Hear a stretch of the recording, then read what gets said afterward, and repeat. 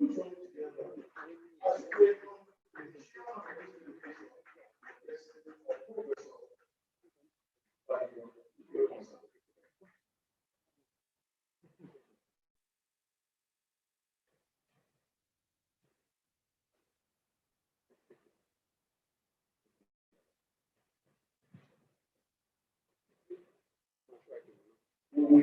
now listen to the chairman open address and his Professor Obafemi Awolowo. So once together as the chairman open address of this.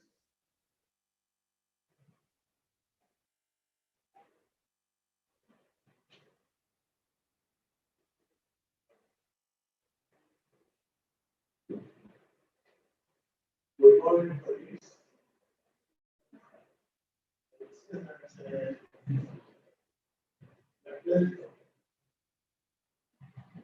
Yeah, police.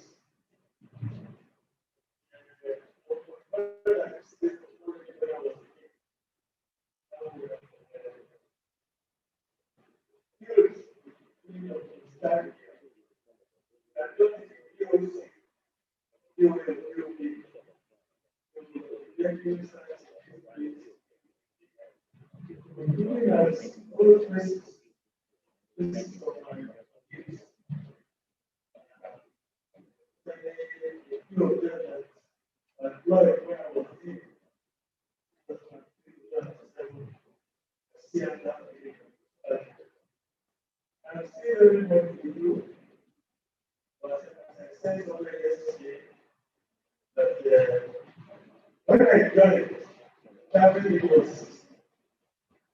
literally but you were happy. When you literally was self, none of us are yes, you guys, it's like okay, let this lecture people let me go. Thank God, this thing that started during my tenure, getting my name for that.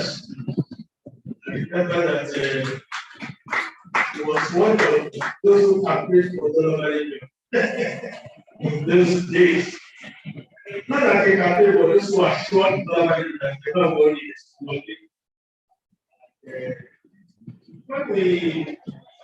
when those who came bringing my soul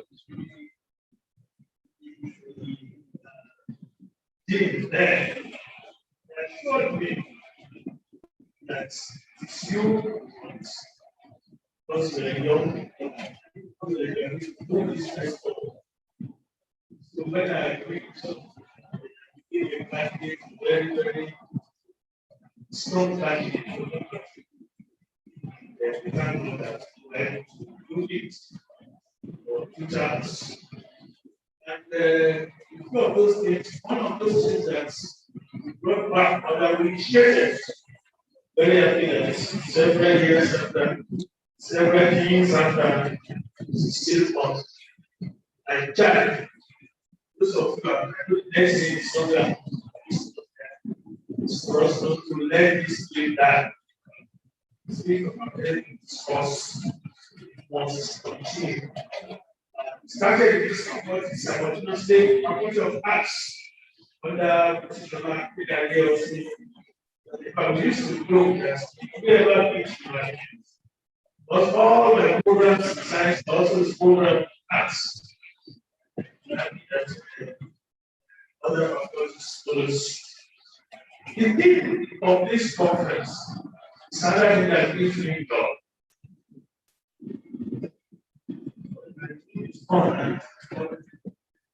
So the thing is what gives me joy. I'm an environmental biologist going to that. Just on Saturday, I gave the look at address at a virtual conference hosted by Peter by the society that celebrated World Environment Day. I saw about sustainable development. here is so where's the here? Building partnership for sustainable development through scientific interventions. I'm so happy about what scientific intervention, because that is actually what is unique. Sustainable development, everybody knows. There are 17 goals of sustainable development which we are meant to achieve as world citizens by 2030. There are 17 goals: fighting poverty, fighting hunger. Some are people related, and some are planet related, and all that. And you won't believe it, pre-COVID, when an assessment of the scenario was made, there is only 7 of these sustainable development goals, but I achieved 10% of this. So it says 15 years for sustainable development. In 5 years, none of them have achieved 1 goal. So you can see that they are figured just moving now in and added such. So I'm very happy that when we are talking about science and about sustainable development, which have been defined, the global definition is that you need to your children what you inherited from your friends. Are we doing that in agriculture? Are we doing that in industry? Greenhouse gases everywhere, increasing global temperature, climate change, and all the negative consequences of it. But this one about scientific interventions is what we are into my heart. But now we're talking of interdisciplinary as well as multi-disciplinary approach to solving this problem. Gone are those days when the environmental science was limited to biological scientists and physical scientists alone. In those days, you have to be a biologist, chemist, but these days, architects, environment, engineers, and environment. If you can design a machine that uses half of the fuel that is used to use before to produce the same product, then you are an environmental engineer, because emissions in the atmosphere will reduce for the same product. So I'm very happy that at this conference, we're going to see using of many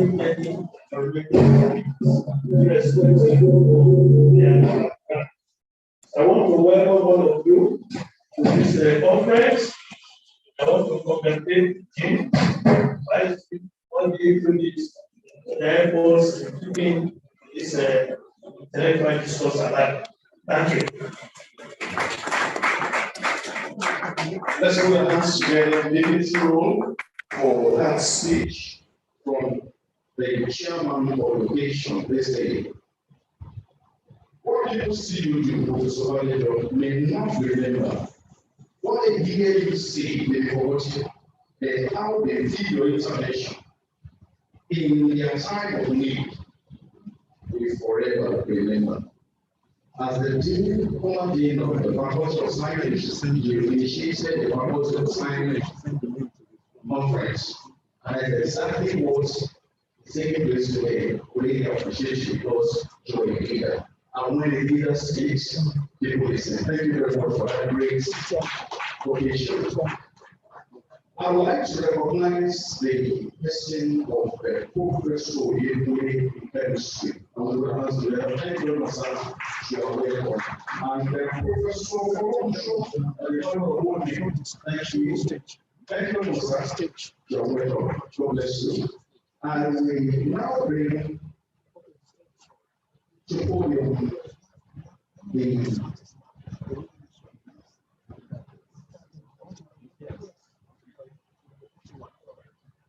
welcome address by our new team, a man of integrity, a man that expects so much, a person of great knowledge, understanding, in the world of mathematics, and is Professor Emily Elodia. I will come together as we listen to our team of Faculty of Science. Thank you, sir.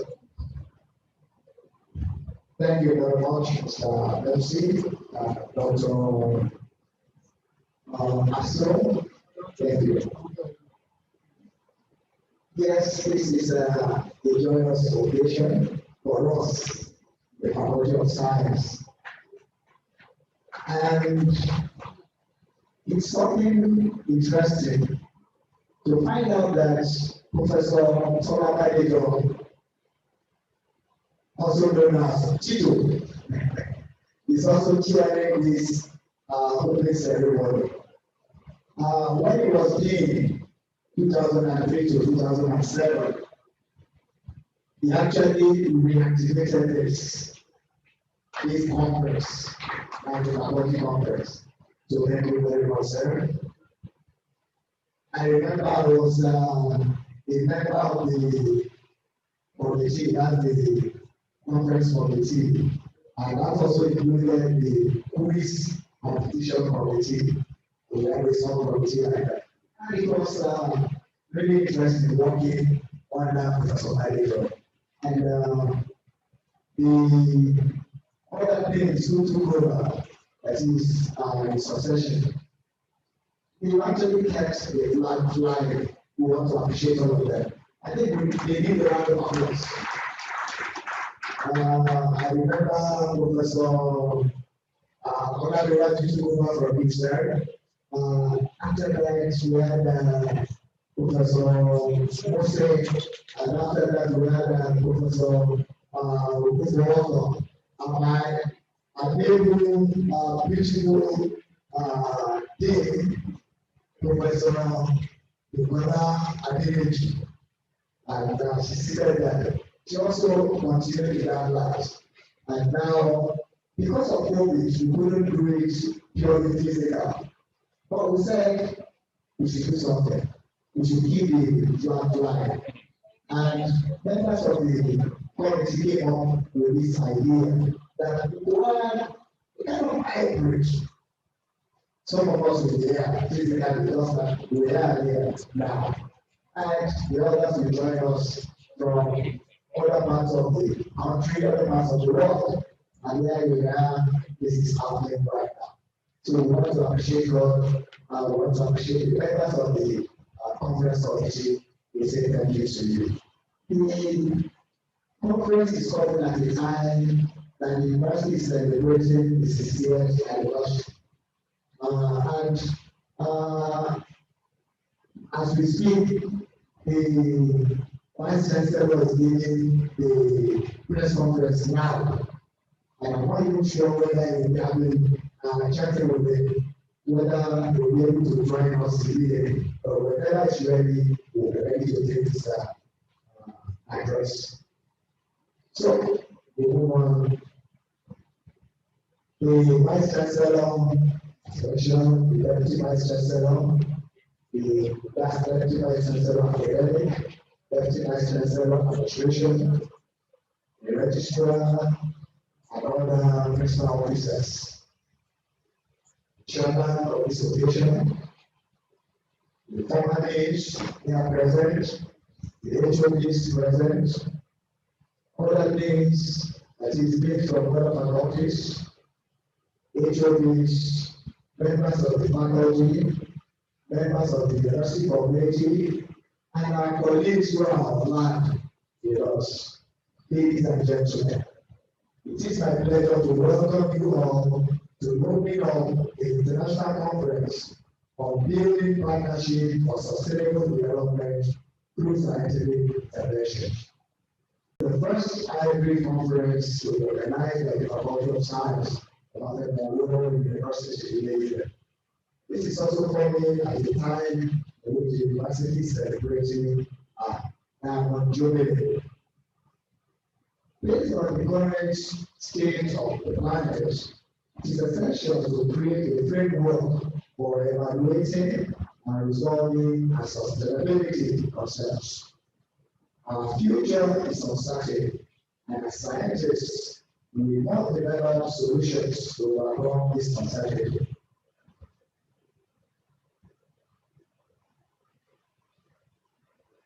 While progressing long-term development in communities and nations. As a result, for sustainable development, scientific intervention aimed at describing the desirable future structure of society, identifying process of change throughout time, and making purposeful attempts to achieve improvement should be implemented. Sustainable development defined as development that satisfies the demands of the present without jeopardizing future generations' ability to meet their own needs. It's thought to have three strong pillars: economic development, social development, and environmental protection. The 2030 Agenda for Sustainable Development expanded into 5 pillars: people, planet, prosperity, peace, and partnership. The SDGs, with its 17 goals and 169 targets, can appear daunting. Therefore, a greater emphasis on the intermediaries and synergies among the goals, as well as performances, should improve implementation effectiveness and, to some extent, minimize associated costs. Partnership will also help policymakers and scholars to have a more favorable view of the durability and feasibility of a holistic approach to implementing the SDGs, as well as to dispel any potential underlying worries about their financial feasibility. The implementation of SDGs is being hampered by the COVID-19 pandemic that has ravaged Nigeria's public health institutions, as well as the collapse in oil prices for an economy that still derives 86% of its public revenue from oil and gas. Therefore, 2030 Agenda for Sustainable Development necessitates a transformation that we cannot achieve without the concerted effort to eliminate technology gaps between industries, science and tech interventions, STI, stakeholders, the Nigerian firms, as well as other STI stakeholders, must also improve their ability to find, integrate, assimilate, and disseminate the existing knowledge and technology. As a result, as a faculty of science, as a university that is interested in research and in the educational system of the country, we must build learning abilities, critical thinking, problem solving, and creative use of information and technology, outreach to businesses and industries, and human capital for the sustainable development of our country, Nigeria. With this charge for most inquisitive research and partnership with the industrial world, I warmly welcome you all to this first Faculty of Science International Virtual Conference. Thank you. God bless you.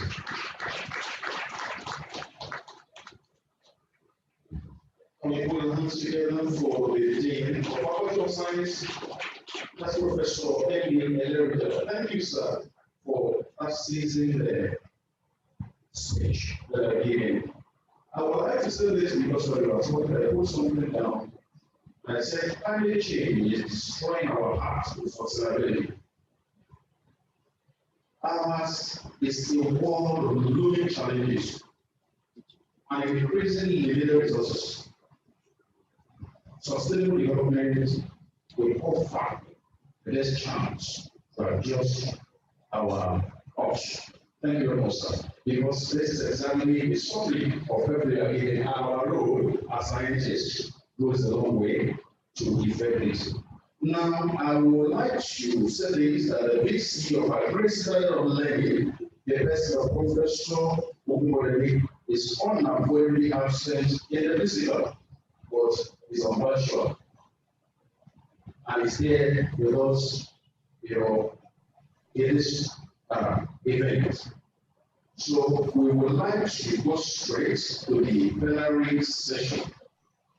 I will call on Dr. Obafemi to come on the podium as my assistant to read the citation of Professor Mojisola C. Adeyeye. Let's put our hands together.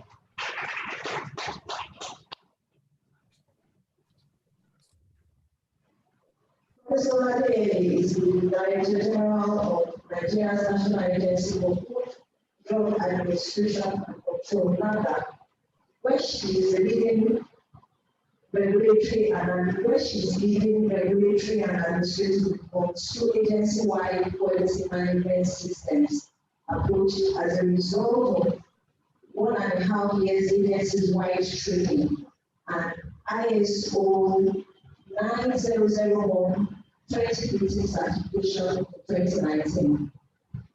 As part of the establishment of strong governance structure, Prof. Adeyeye also initiated in 2018 the WHO Global Benchmarking and ISO 9004 audits that is a strong foundation laying regulatory strengthening paradigm shift that embraces international standards and best practices. The goal of the ongoing audit is to reach maturity level 3 course and level 4. And the process was as told NAFDAC into a undisciplined and motivating workforce. An agency will continue quality monitoring of all our regulatory systems that is in turn strengthening the local pharmaceutical companies through international best practices and encouraging local production. The DG has brought NAFDAC from insolvency to solvency and focus the standards to the agency to the standard operating procedure organization with an establishment of customer focus and agency-minded culture in order to safeguard the health of the nation. She is driven to make the supply chain visible, strengthen overall health systems, and improve patient outcomes. As a consequence, she's leading the GS1 technology-driven traceability campaign that is now being used to monitor COVID-19 vaccines as a scalable project. She inaugurated Nigerian Herbal Medicine Products Committee, HMPC, as a means of fostering research involving herbal practitioners and academic researchers, while the intellectual property is protected. The ultimate goal is to turn complementary alternative medicines into a research-driven regulation controlled commercially viable commodities. Prof. Adeyeye currently serves as the chair of the steering committee of the African Medicines Regulatory Organization (HMRH) and the WHO-based Global Pediatric Regulatory Network. She represents NAFDAC on the International Coalition of Medicines Regulatory Authorities and has been invited to be on the steering committee of the Global Steering Committee led COVID-19 Traceability Program Scheme. She's a fellow of Nigerian Academy of Science, Nigerian Academy of Pharmacy, and Academic Research Fellow of American Association of Colleges of Pharmacy. She's the first African woman fellow of American Association of Pharmaceutical Scientists, a society where only 3% of academia receive such recognition internationally.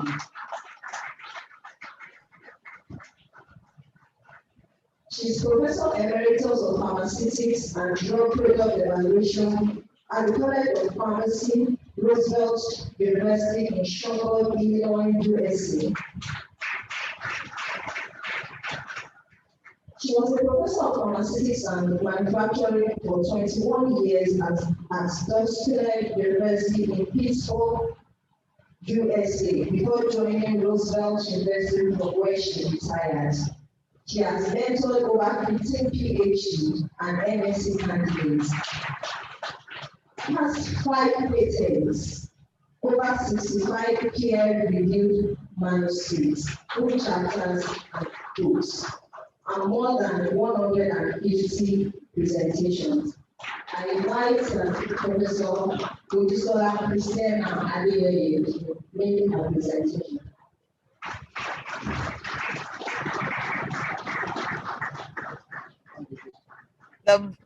The Vice Chancellor and other principal officers of Obafemi Awolowo University, the Dean of the Faculty of Science, distinguished fellow academia, the indomitable great Ifite, ladies and gentlemen, I'm very delighted for my invitation as the keynote speaker of this conference with the theme, Building Partnership for Achieving Sustainable Development Through Scientific Interventions. I really want to appreciate the organizing committee for the latitude given me to choose and speak around the theme and the sub-themes as I desired. I wish I could be there physically because Ife is my ancestral hometown, being from Ifewara, which is the Ife that is 9 miles away from the big Ife. So I wish I could be there, but technology has made us to see each other, to talk to each other wherever we are in the world. My ardent big desire hitherto, and indeed all my professional life, is contributing my own quota to building our nation to the status of a first-class country that we all can be proud of. While my desire right now is to reiterate to all the first-class and budding scientists here and beyond that politics and science are not mutually exclusive. In fact, in other climes, they complement each other as science, be it social or natural, influences to a larger extent decision-making. My desire is to further reveal that while sustainable development is desirable for any nation, it is easier achieved through partnerships. However, as incidences of COVID-19 pandemic has taught us, while partnership may be good, albeit in terms of critical global crisis, self-sufficiency guaranteed by high level of national development is sine qua non. Distinguished scientists, ladies and gentlemen, key features of a developed society or nation include stable governments, strong institutions, good and well-implemented national policies, laws and orders, disciplined regulatory systems, and sound economy. Others are use of science and technology, especially the information communication technology, ICT, to drive science.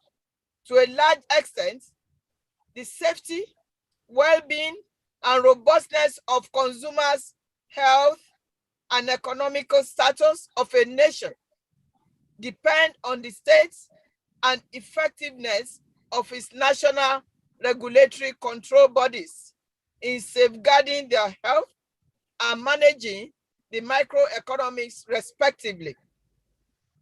The regulatory bodies greatly defer to science in its operations, with the activities driven by information communication technology.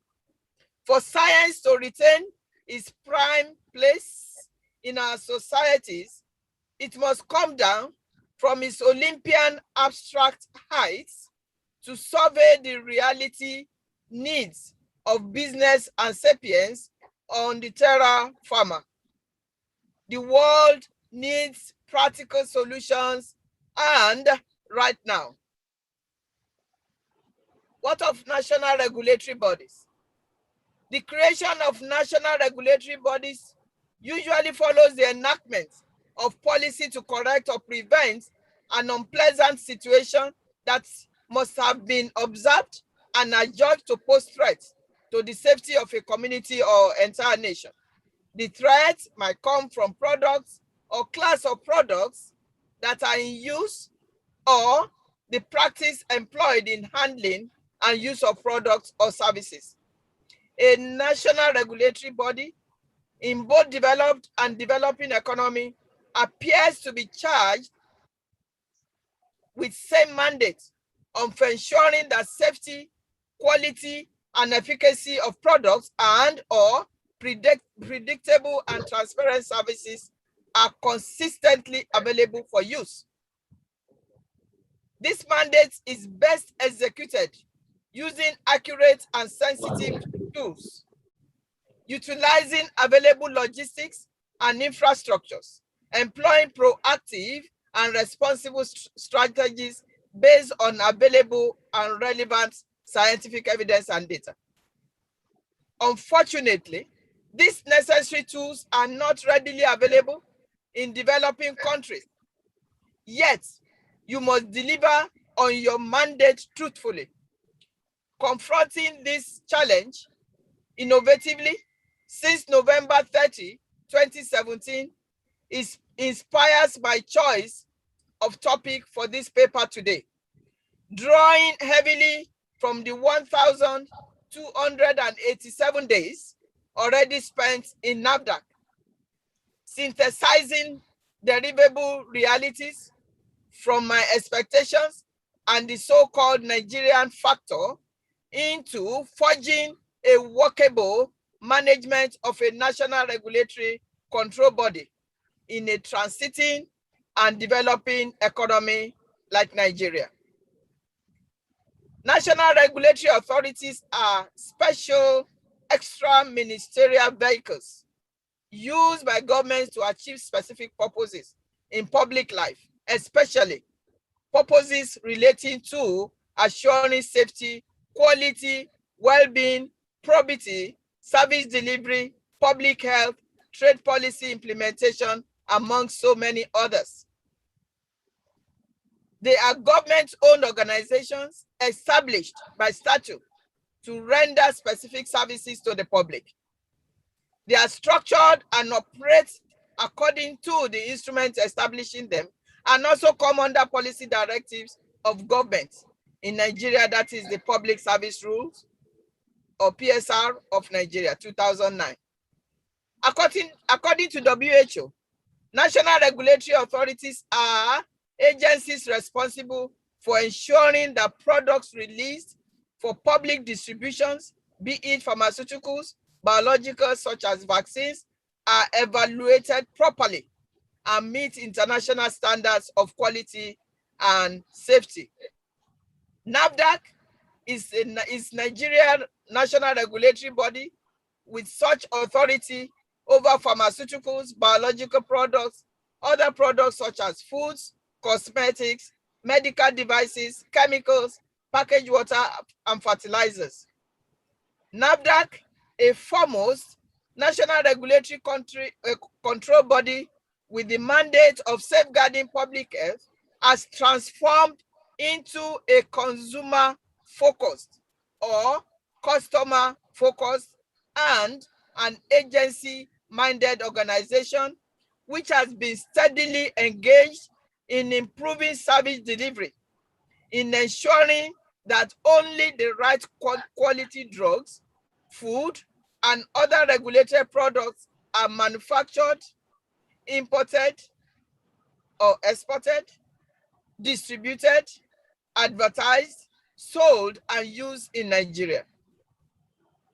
Responsibilities and functions of national regulatory authorities are clearly specified and allocated. Consequently, such regulatory bodies are expected to be innovative, focused, technical, systematic, engaging, networking above board, well equipped to achieve on their mandates. The achievement and maintenance of high level of safety and quality of public life depend on appropriately organized and staffed regulatory authorities with access to adequate resources and regulatory independence. What about the regulatory environment in Nigeria about around 2017? Operating in a least developing country and developing economy poses peculiar challenges of inadequate resources, infrastructural gaps, external influences, political pressures, poor funding, AIDS dependency, international AIDS dependency for technical and scientific inputs that sometimes are not suited to local needs. Nigeria, according to United Nations classification, is a developing economy having a GDP of $397 billion.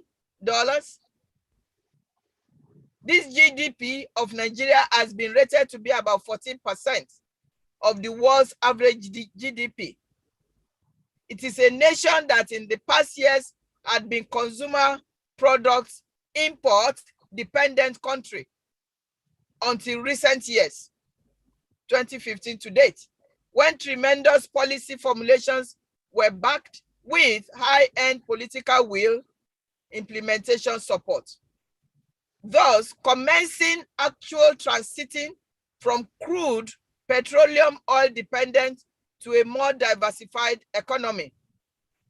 That is the change from 2015 to date that we are hoping to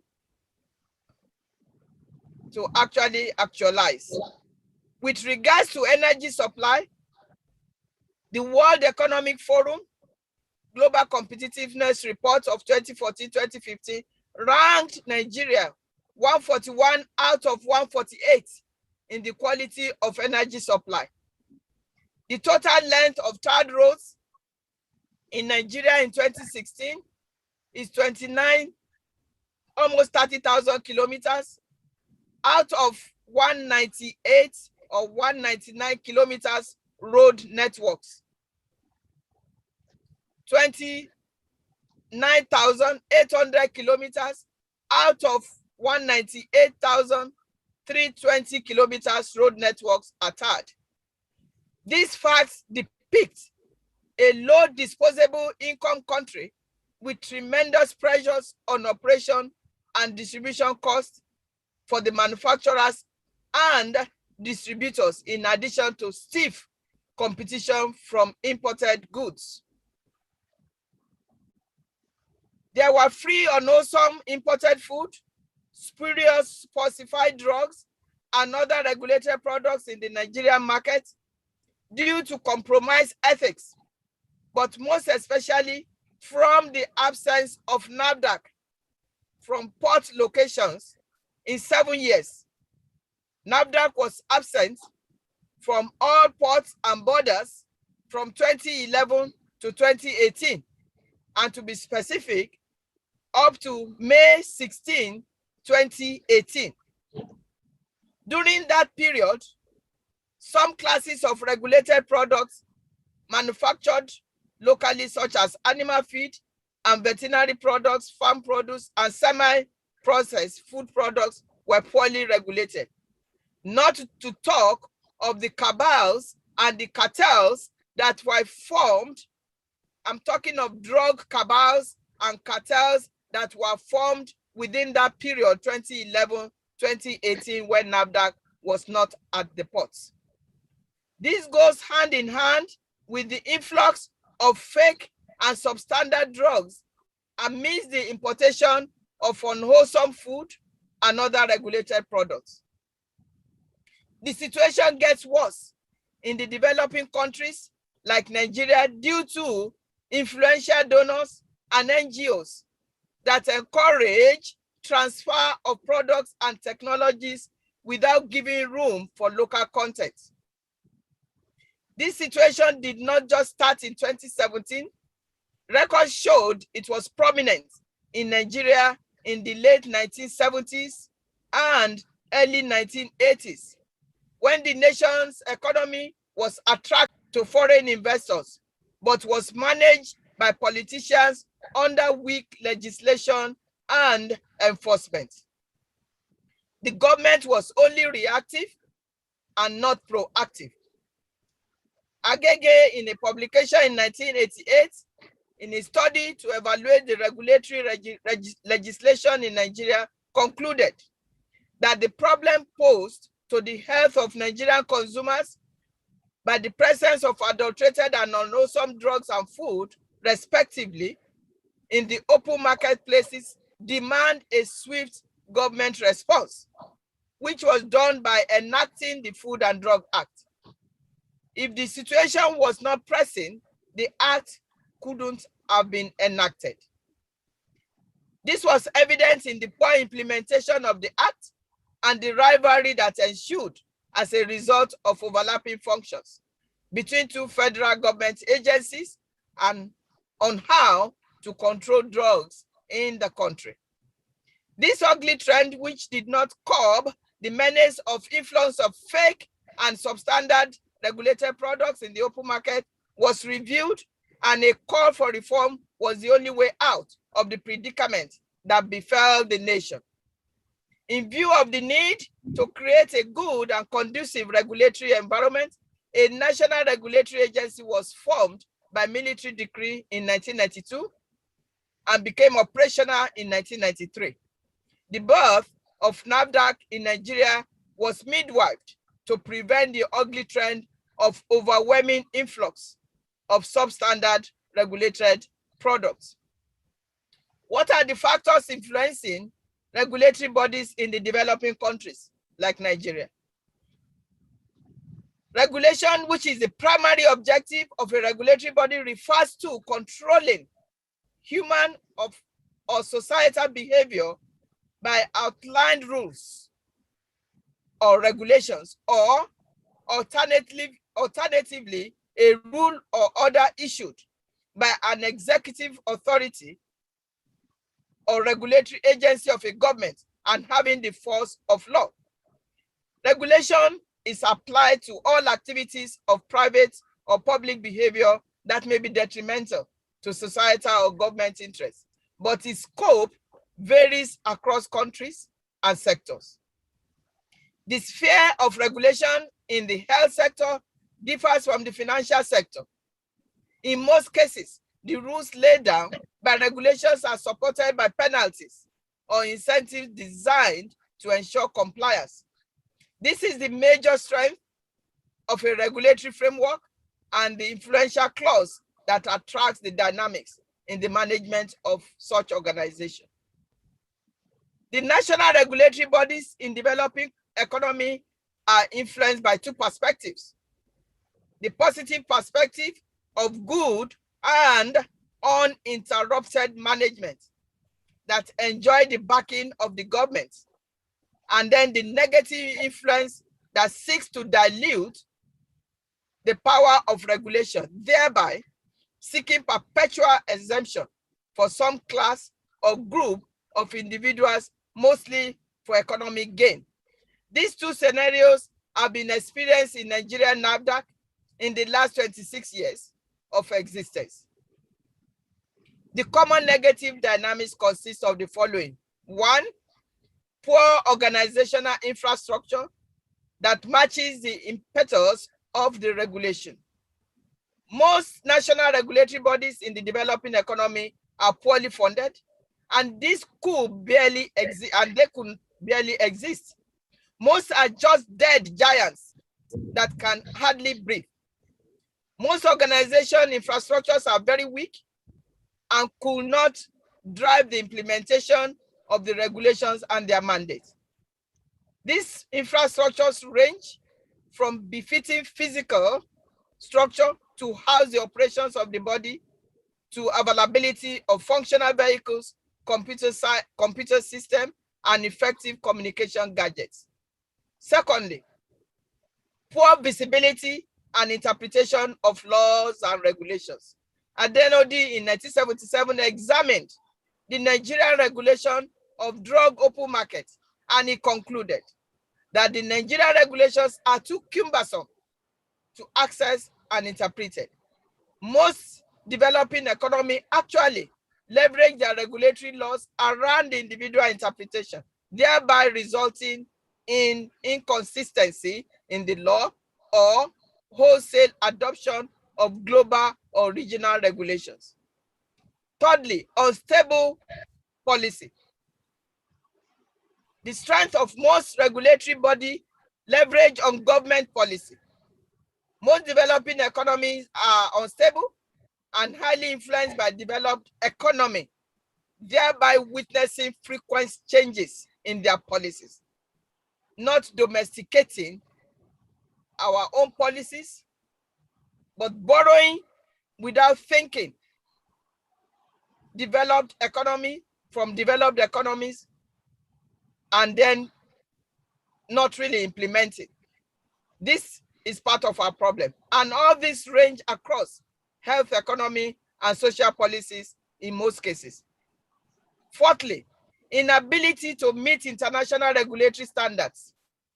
Most developing economies do not have the financial strength to meet international regulatory standards. For instance, a very important aspect of product regulatory activity is the laboratory. Most developing economies cannot afford a global standard laboratory facility. This is not due to lack of personnel to man the facility, but the funding for the construction of such facility, which in most cases are derailed due to corruption and lack of funding.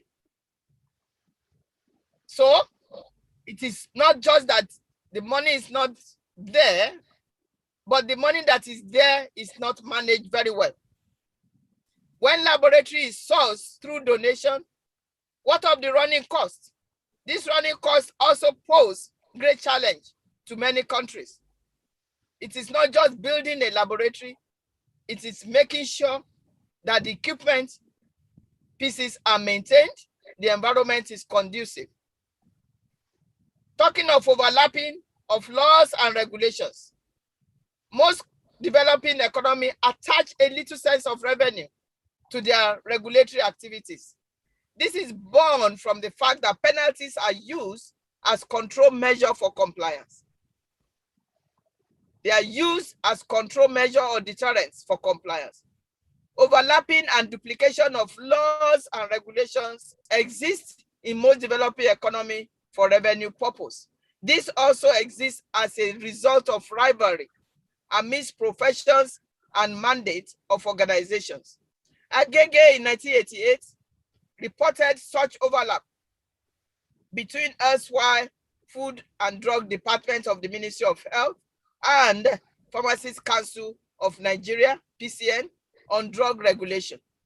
Today, in Nigeria, such overlaps still exist between federal agencies such as NAFDAC, Standard Organization of Nigeria, Federal Competition and Consumer Protection Commission, FCCPC, Pharmacists Council of Nigeria, Veterinary Council of Nigeria, Nigeria Agricultural Quarantine Service, to mention few. Another point is interference from political class. The political class in the developing economy sees themselves to be above the law, especially when they are involved in the appointment and employment of regulators. They constantly meddle on regulatory matters purely for economic gains without considering the rules and scientific implications. This situation is not limited to developing economy. There has been instances where political elites in developed economy were found colluding with their counterparts in developing countries to circumvent regulatory procedures. There's no limit to this interference in the developing economy. In most cases, where regulatories were found, a simple distraction through false allegation do pave way for such politicians. Another factor is uneven socio-economic capacity across the national regulatory space. In most cases, regulatory decisions are made from scientific background and available data. Most regulators do not consider investment economies before taking decisions. When rules are made, compliance is expected across board because priority is given to safety and quality. For instance, a yogurt manufacturer plant in an industrial estate in Lagos will likely have access to better financial assistance to procure equipment compared to similar company located in a suburban settlement that is about 200 miles or thereabout from Lagos. The investment in Lagos may attain a payback period earlier than the same or similar in the suburban location, but the two companies will be subjected to the same regulatory procedures, which may require same level of investment.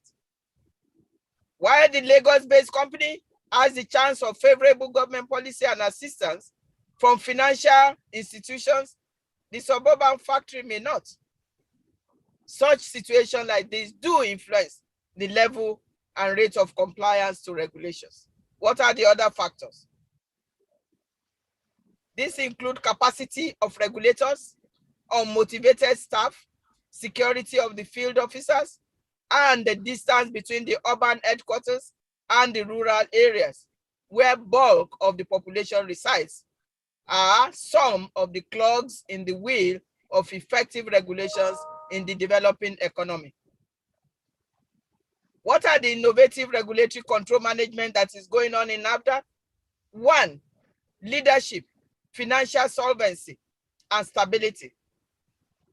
The first shock I had on resumption of duty was the volume of huge debt that I met. But the greater shock was the expectation to continue to operate under this humongous debt. That was not my training. The management under my watch immediately instituted drastic cost-cutting measures on activities that are not directly impacting on safety, wholesomeness, and efficacy of regulated products. We embarked on sacrificial leadership, denying ourselves of personal comforts and privileges. According to the maxim, when you are in a hole, stop digging. We immediately put a stop on credit living and embarked on aggressive debt repayment and solvency. And we got this solvency in November 2018, a year after my resumption. We equally insisted on implementation of budget-based spending at each directorate level that was absent in previous years. NAFDAC has become zero tolerance to unprofessional and unethical behavior among staff and clients.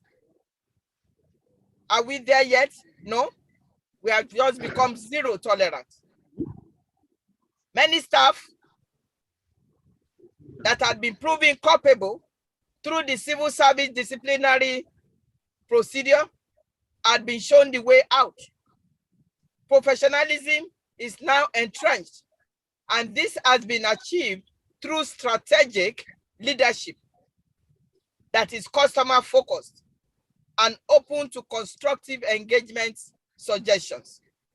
Our policy-based approach to leadership has demonstrated how resilience and dedication to professionalism, integrity, and excellence can serve as key dynamics in managing a national regulatory authority in a transiting and developing economy.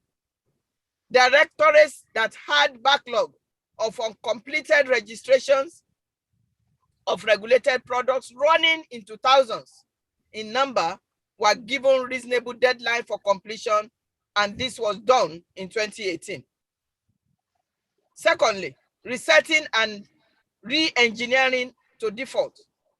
Regulatory bodies are expected to be professional with the regulated in order for them to act without fear or favor. A situation where a regulatory body is at the mercy of any regulatory client under any guise whatsoever will lead to ineffectiveness. Every member of staff was made to re-execute the confidentiality clause again and verbally to be aware of the implication of such.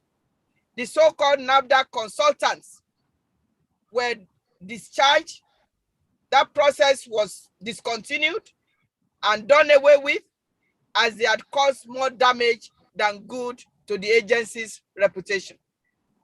There are still some that are still going about saying that they are consultants of NAFDAC. NAFDAC doesn't have consultants. Local manufacturing also became a focus of the current administration due to over-dependency on imported goods. Why would people be registering different brands of the same product without any effort at local production? It is providing employment for the citizens of the producing countries at the expense of yours. To curb that tendency, various regulatory decisions are being taken, such as placing ceiling on products that can come into the country or products that cannot come into the country, encouraging local manufacturing and giving them timelines with incentives. Thirdly, we have to recreate structures within. The recreation of structures within include deconstructing silos mentality, instilling mentoring systems for systematic, merit-driven successions, and forging needful but compelling partnering of science with traditional cultural practitioners. In order to deepen the reach of NAFDAC into nooks and crannies of Nigeria, zonal directorates were created and have since been functioning well. This is to decentralize the registration process of MSME products, especially in order to improve ease of doing business. The dynamics of partnership for achieving sustainable development and management of national regulatory body is a key scientific intervention in helping a transiting and developing economy. One key example of this is the forging of partnership between the herbal medicine practitioners and scientists, with NAFDAC playing the role of the facilitator. We started the Herbal Medicine Product Committee in March of 2019. This faculty and the Faculty of Science at OAU has plays useful and commendable role in this regard. Two Faculty of Science from OAU, actually Faculty of Pharmacy, has played useful and commendable role in this regard. As data is critical to all our regulatory decisions, we have entered into various relationships with some universities in Nigeria, and some are still under consideration. Without cooperative research between NAFDAC and some universities, NAFDAC will not be able to move ahead in terms of research that will drive his regulatory activities.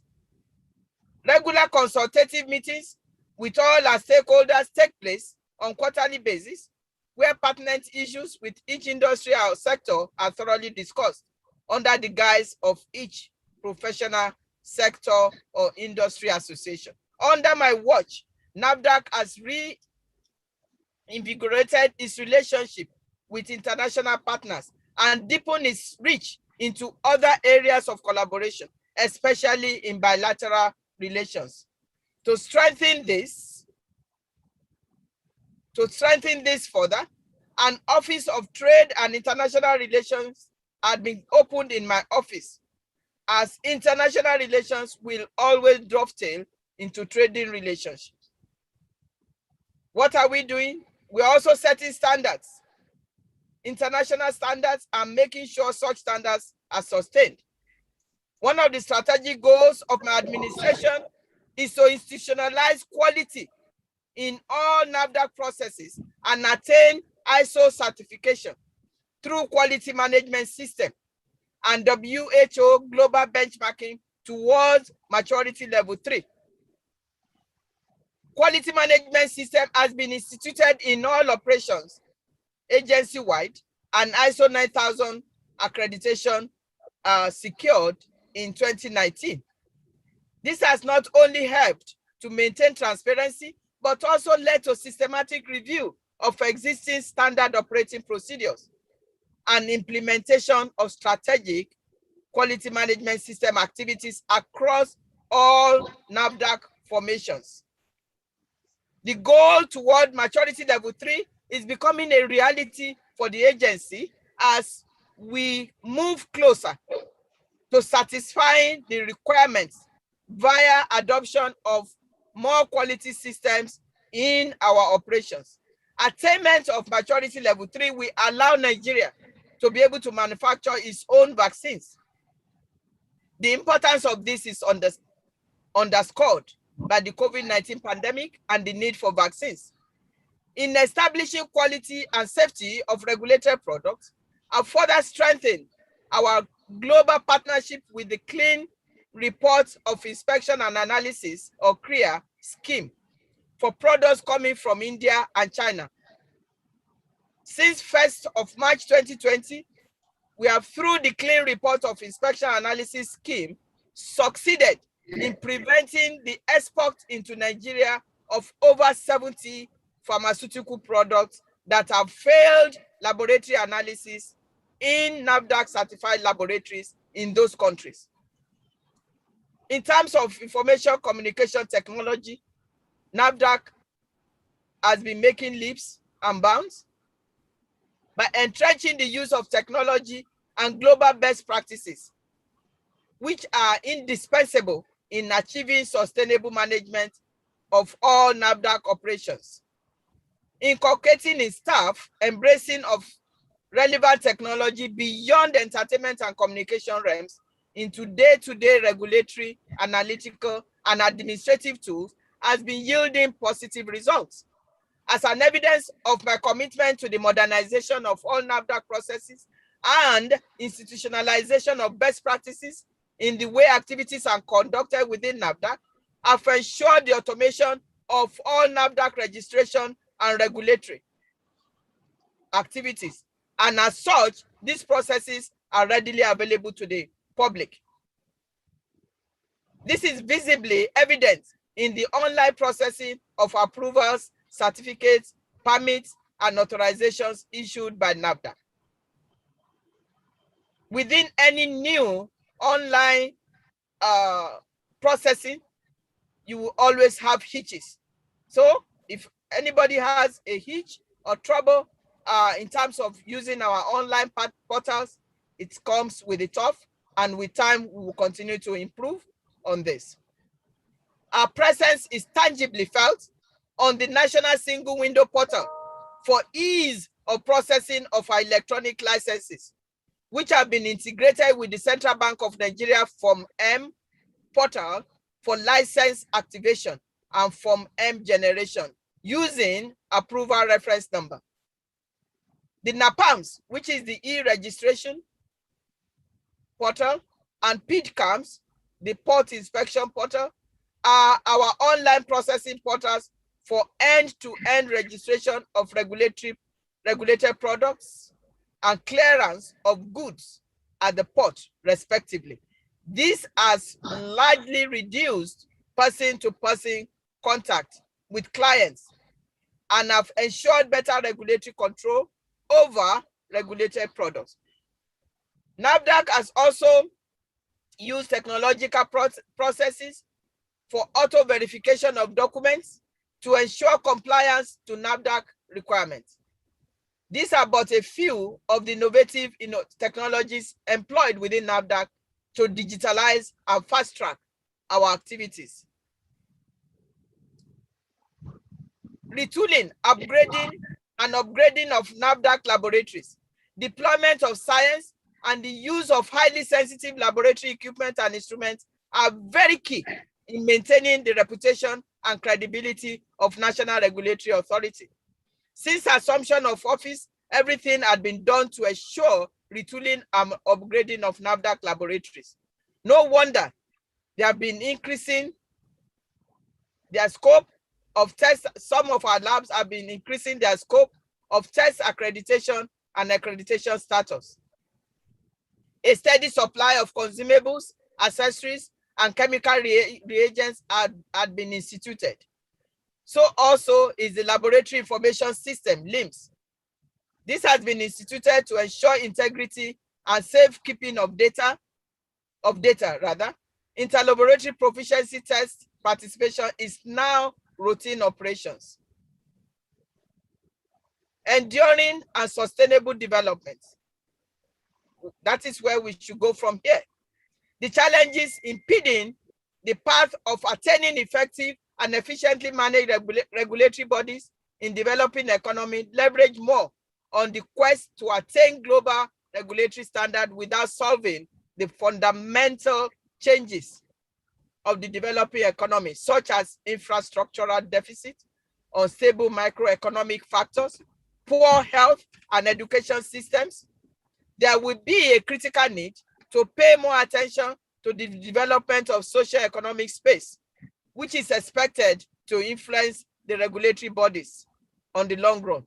This will avoid adverse impact on widening of the socio-economic gaps and ensure closing of such gaps. However, after its stabilization, NAFDAC will continue on the path of becoming a more responsive, outcome-oriented, predictable, risk proportionate, and independent regulatory authority. But NAFDAC cannot do this alone. We all need to join hands together and work in partnership. As aforementioned, a key challenge to attaining national development in the culture of parties working in silos rather than harnessing opportunities through the concept of mutuality. There is an urgent need to consciously create awareness and work on institutionalizing partnership and developing solutions to myriads of national problems. Intra-national bodies partnership will ensure efficient use of resources towards building and maintaining robust systems for the benefit of all parties. May I remind us once again that if not for the proactiveness of NAFDAC before the advent of COVID-19, we would have been caught unprepared. COVID-19 showed us the importance and significance of national medicines and food security. Let us look inward. Let us work within our space of influence, not only to do the right things, but ensure that others do as well. Together, we will create a force of change for better. Thank you all for listening and have a great conference. Thank you very much. Thank you very much. And that is the speech from Professor Thomas Adeyeye. She is the Director General, National Agency for Food and Drug Administration and Control, NAFDAC, Nigeria. Now we put a round of applause once again for that speech. And I want to give us a key thing that I was able to take them from a speech of the NAFDAC executive. And this is what taken upon. Number one, that the COVID-19 pandemic is threatening sustainable development in Nigeria. It only reinforces the reality that health and security is at the center of sustainable development. Think on that. Got you.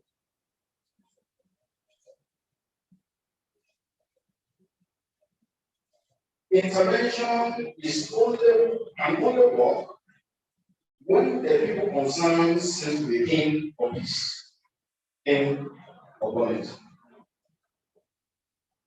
Number 3, what appears to be an intervention is often an intervention. What appears to be an interruption is often an intervention. Number 4, Nigeria is a fighting nation, continually struggling to overcome diseases from within and to face up to foreign interventions from without. And number 5, which is very important, that reveal the disposition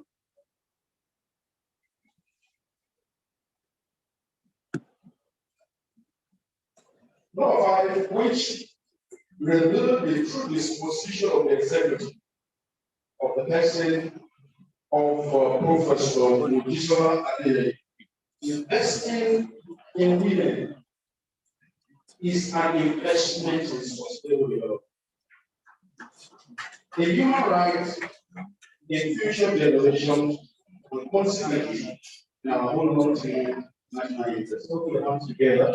This is just something moment the which house able to win from this great speech. Now I would like to ask probably the comments or questions.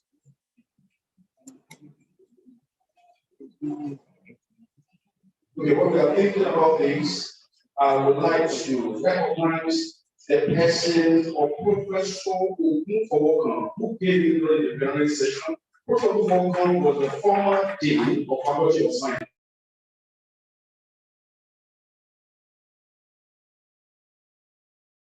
And is there on virtual with us. Thank you very much, Professor. And I have also Chuane from the clinic, Chuane from Clinical Sciences, who is there also on virtual. Thank you very much.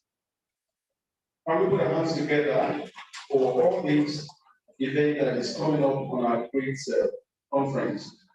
If there's any questions, so that we can call on the National Director General National Agency for Food and Drug Administration to answer on that great speech delivered.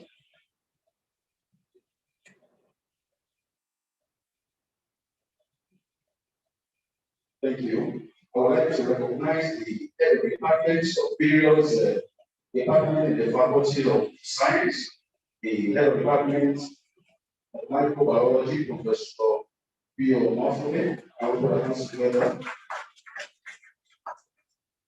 I'd like to recognize the head of department of geology. I put our hands together also. The department of mathematics, let's put our hands together. Head of department of chemistry, I will recognize them. Head of department of botany, I will put our hands together for them, and a lot more that I may not be able to mention because of our time. Thank you very much. Now we go on break. Our break will only take 10 minutes. Thanks for listening.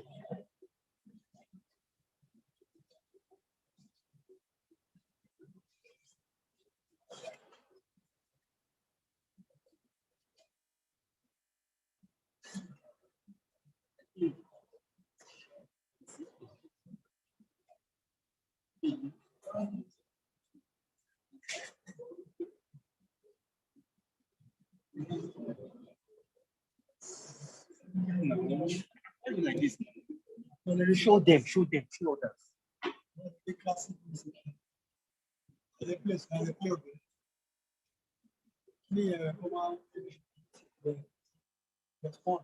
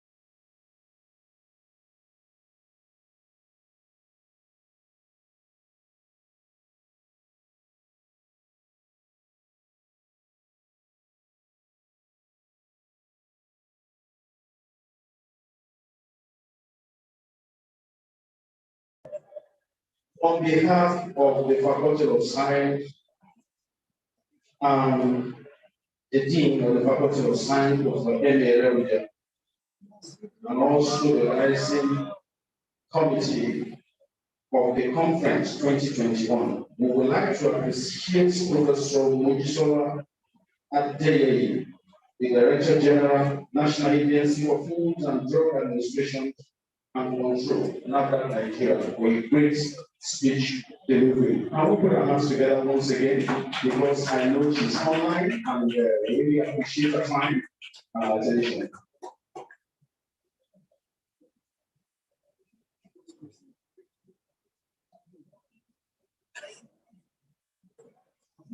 Okay, I have before me also to recognize the following. Professor Obafemi Awolowo, the Director of Central Science Laboratory, and then I will say you just come together. Professor Obafemi Awolowo, the Director of Central Science Laboratory. Thank you very much, sir, for coming. I would also like to represent, appreciate the person of Professor Adeyeye. Professor Adeyeye, representing the provost PG College of the Obafemi Awolowo today. If you are there, sir, you are welcome.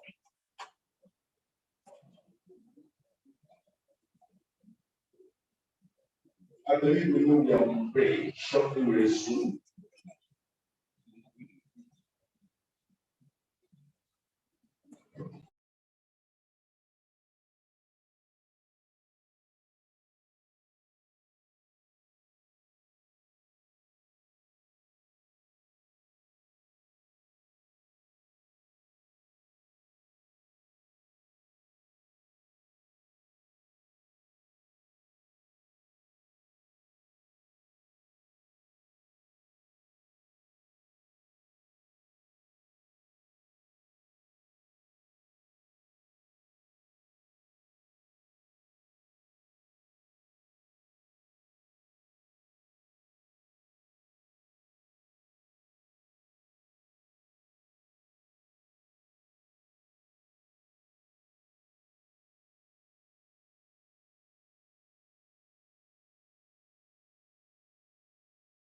We have painted so you, Professor Awolowo, thank you very much, sir. I respect you so much.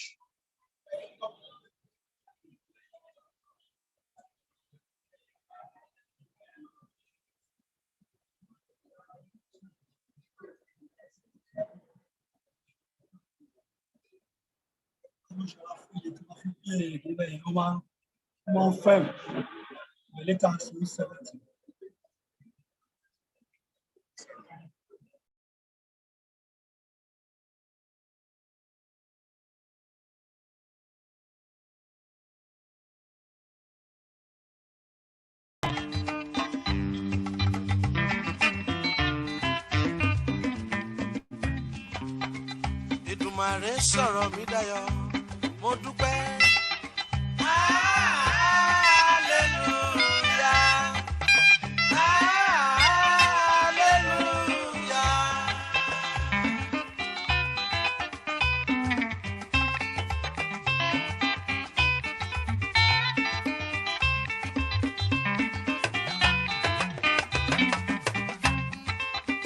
Èdùmàrè sọ̀rọ̀ mi dayọ̀, mo wá ṣọpẹ́.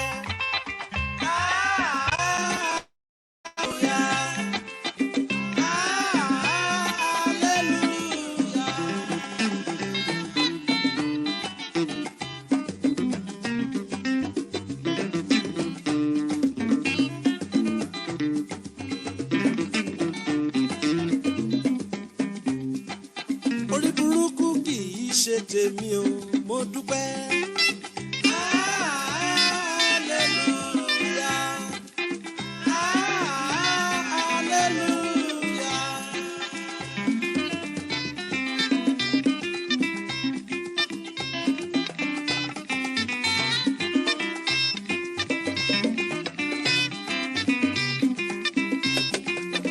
Ìbànújẹ́ kò sí lára mi o, mo wá ṣọpẹ́.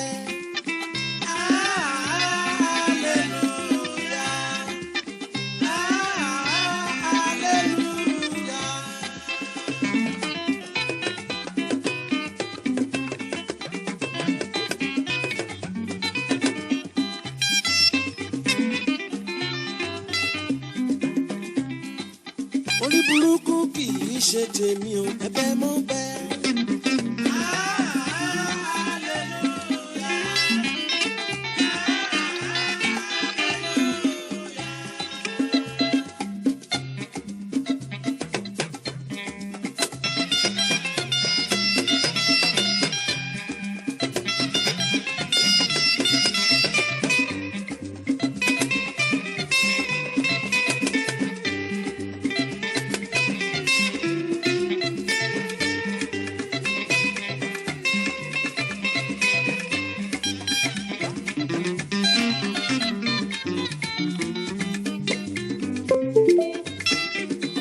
Àyànmọ́ mi kò sẹ́dá tó lè padà ẹlẹ́dá mi yé mo bẹ̀bẹ̀ o.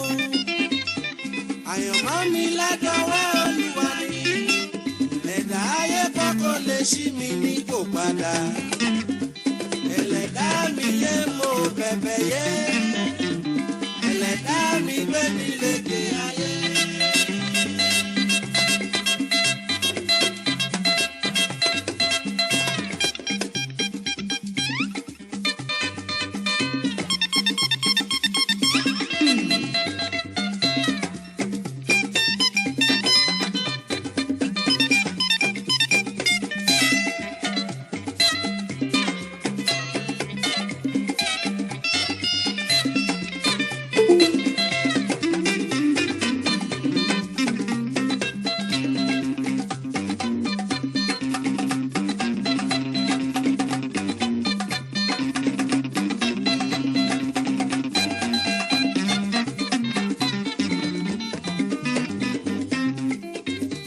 Àyànmọ́ mi ládọ́wọ́ Olúwa ni ẹ̀dá ayé kọ́kọ́ lè ṣí mi ní kó padà ẹlẹ́dá mi gbé mi lékè ayé.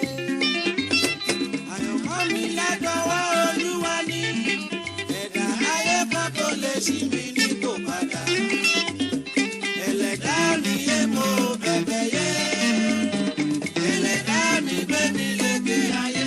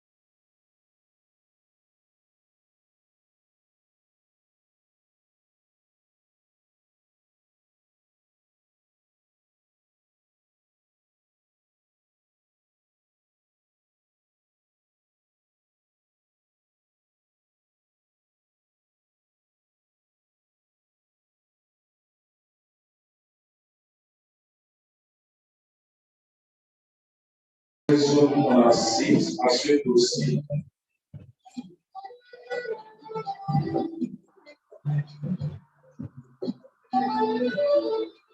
We have keynote lecturers on down. Please, let's resume back to our seats. The keynote lecturer is on the way. Kindly resume back to your seats. Just delete this one. I'd like to repeat my participation to various head of departments in the Faculty of Science. First of all, I appreciate the history of chemistry, the chairman of this great institution. Together as we appreciate it, and I would like to appreciate Dr. Sapere, the head of department of Obafemi Awolowo, and we have Dr. Falabi of chemistry. Thank you, sir. It's Professor. Professor Falabi for understanding of chemistry. What's the problem? We have Dr. Fadia of geology. Dr. Fadia, geology. Thank you. Dr. Fadojo of mathematics. Please, let's go have to generate for you. I recognize you. Professor Manfredi of microbiology. Thank you. Professor Ari of physics. Professor Ari physics. And Professor Komalafe of zoology department. These are the everybody in our great faculty.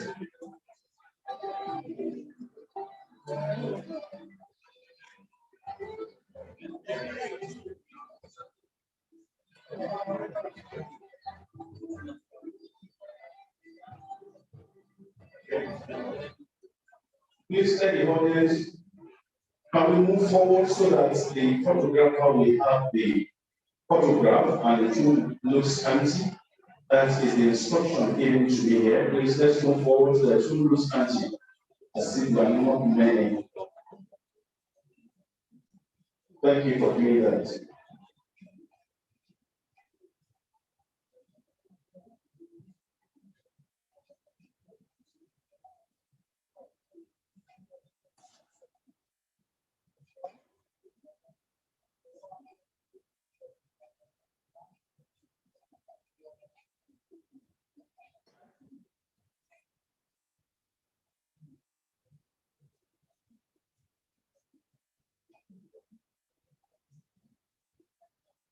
I'm going to read the curriculum wisdom of Professor Elo Ebenso.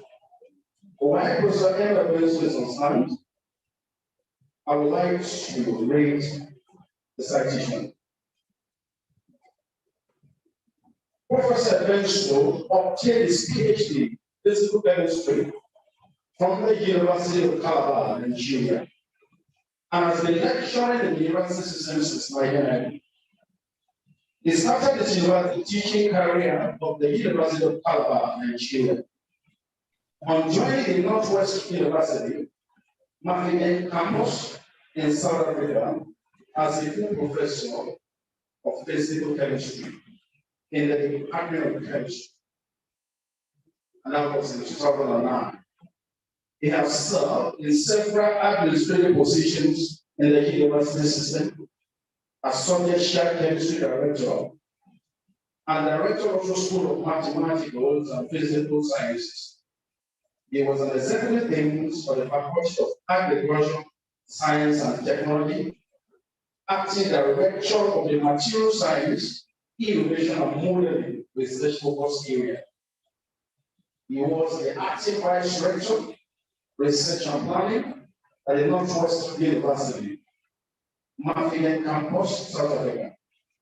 He was the executive dean of the Faculty of Natural and Agricultural Sciences at the entire Northwest University from December 31st, 2019. He then took up an appointment as a research professor at the University of South Africa. That was on 1st February 2021 till date. His research interests span physical chemistry, electrochemistry, kinetics, absorption and thermodynamics of corrosion. Extensive researches on corrosions, innovation in different media using electrochemical, gravimetric, astrometric, and thermometric methods, synergistic and antagonistic studies, plant extracts, and X-ray studies. Professor Awolowo has published extensively in global and international peer-reviewed journals of wide leadership relation with over 200 publications. Articles in newspaper, plenary, invited lectures and conference proceedings not included. He has been a business scholar at the Jawahirlal Nehru Center of Advanced Scientific Research, Bangalore, India, in 1999. Institute of Organic Chemistry and Biochemistry, University Days, in Germany from 1999 to 2000, and the Technical University of Darmstadt, Germany, 2006. Total World Academy of Science. That was in 1999. How many of us together for this achievement? Professor Awolowo is also involved in collaborating research with some professors and research groups in the foreign university and institutes. He has also won research grants from the National Research Foundation of South Africa, Scientific Research Committee of Turkey, World Academy of Science, and the German Academic Exchange Service, that is DAED. He has industrial collaboration with many industries. He is a member of many line and professional societies, namely Chemical Society of Nigeria, American Chemical Society, International Corrosion Society, Nigerian Corrosion Society, Society of the Advanced Electrical Sciences and Technology, Chemical Society of Ethiopia, International Society of Electrochemistry, South African Chemical Institute, South African Council for Natural Scientific Profession, and the Royal Society of Chemistry, United Kingdom. He is also a member of Academic Science of South Africa.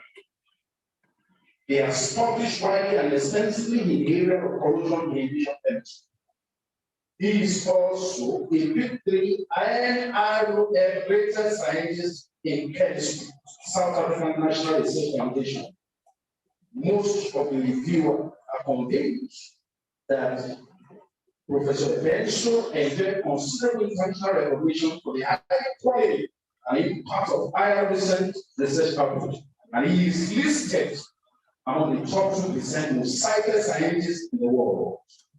Created by Standard University together with a publishing house executive and cited strategy. Let us, with one clap of ovation, lift up the next Professor Ile-Ife, a professor of physical chemistry. Thank you very much. Now we listen to the keynote speaker of today.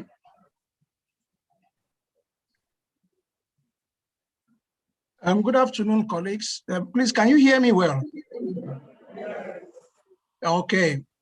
Good afternoon, moderator, and thank you very much for that short citation of myself.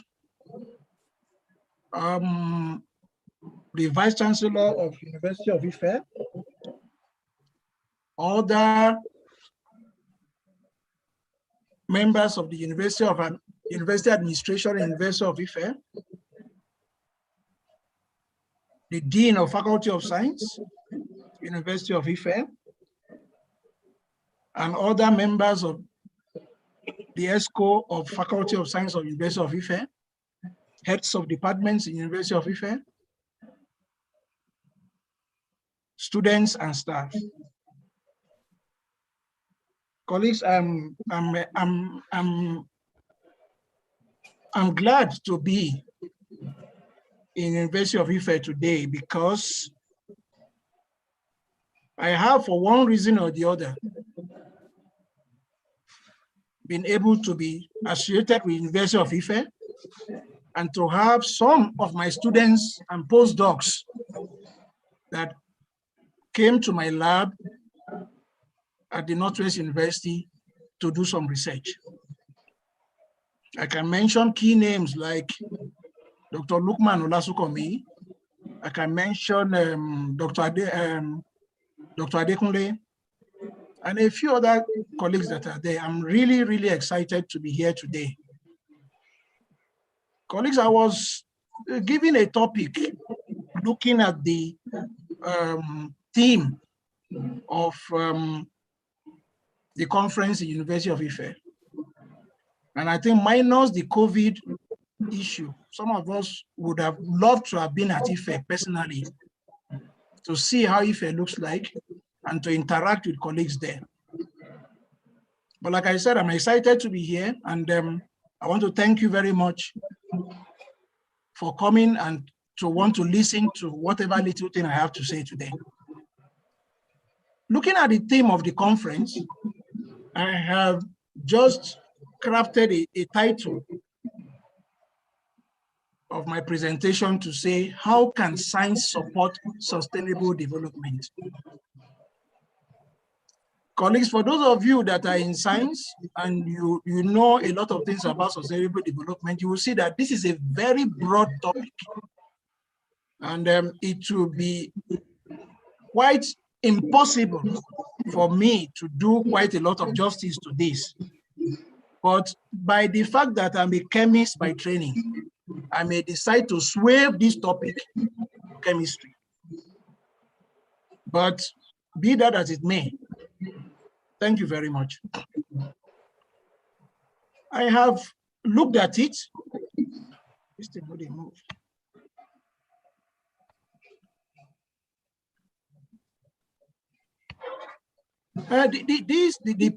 The abstract is as listed the way it is. Yeah, and I'll try as much as possible to allow this paper to respond to certain societal demands on science. The production of scientific knowledge relevant to sustainable development entails analytic engagement with norms through 4 tasks. I'm not going to go through this task, but as I do my presentation, you'll be able to look at them and be able to understand why I'm in that direction. What does it mean for scientists to contribute to the 2030 Sustainable Development Goals agenda?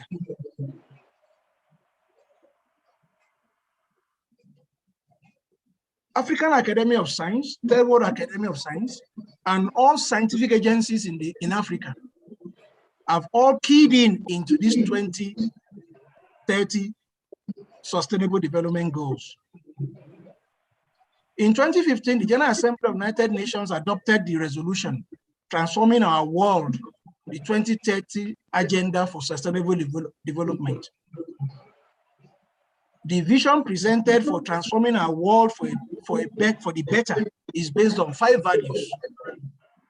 The 5 P's: people, planet, prosperity, peace, and partnership, and 17 Sustainable Development Goals, SDGs. I know some of my students or people in the crowd will be wondering,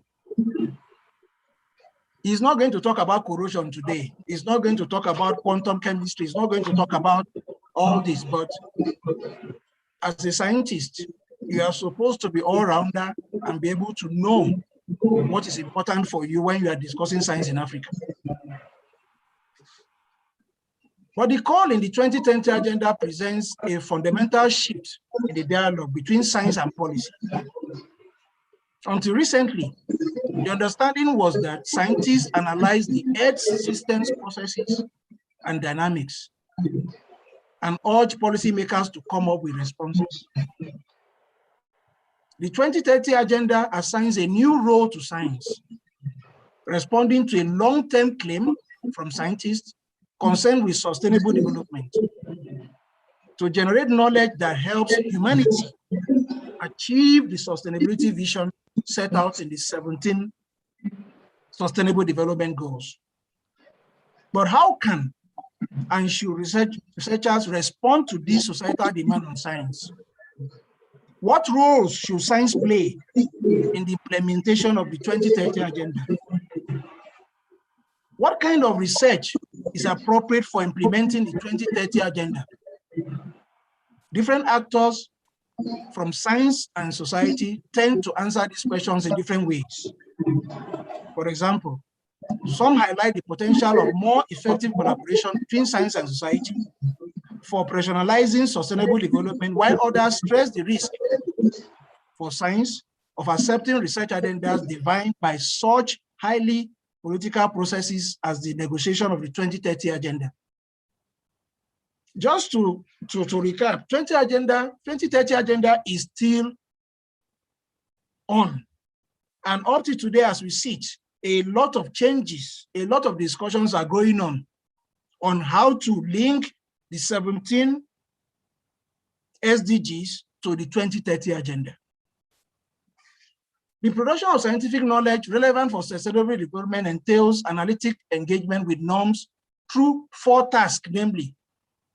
And at the end of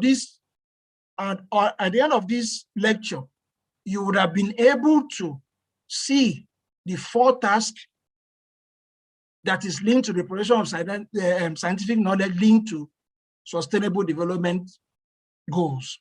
I'm not going to read all of them, but the overall goal of this article is to explore ways in which the practice of research for the 2030 agenda can be adapted to more adequately account for the normative dimensions of sustainability, and to produce 4 concrete tasks, which will answer the questions of the 4 tasks that they are presented there. I want you to forgive me. I will try as much as possible. My slides are very busy in the sense that I want, at the end of the day, even if you take this slide home, it is enough for you to know exactly what was presented. It has often been highlighted that sustainability is not only a scientific concept describing and explaining Earth system processes and dynamics, but also a fundamentally normative one. Based on a critique of problematic development trends related to the overuse, misdistribution, and misgovernance of several resources, the concept involves values and principles that specify what a more desirable future should look like. In other words, it includes ethical values and principles that define what kind of development is considered as problematic, maybe bad, and what development pathways are more desirable, that is good.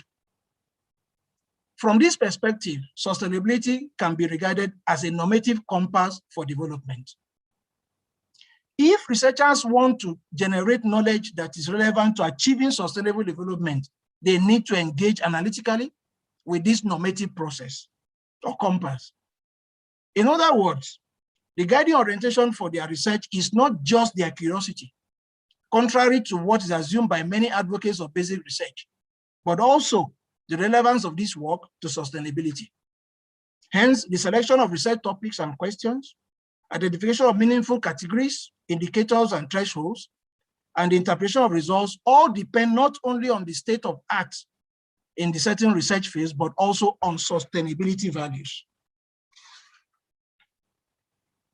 The first challenge that faces researchers in this is the normative and contested character of the 2030 agenda list. When I say agenda list, the 2030 17 Sustainable Development Goals. The second challenge is normativity in science. The 4 tasks to incorporate the normative dimension of sustainability into research are: 1, to unravel and collectively and critically reflect on the ethical values involved in sustainability. Values should increasingly become an empirical and theoretical object of sustainability research.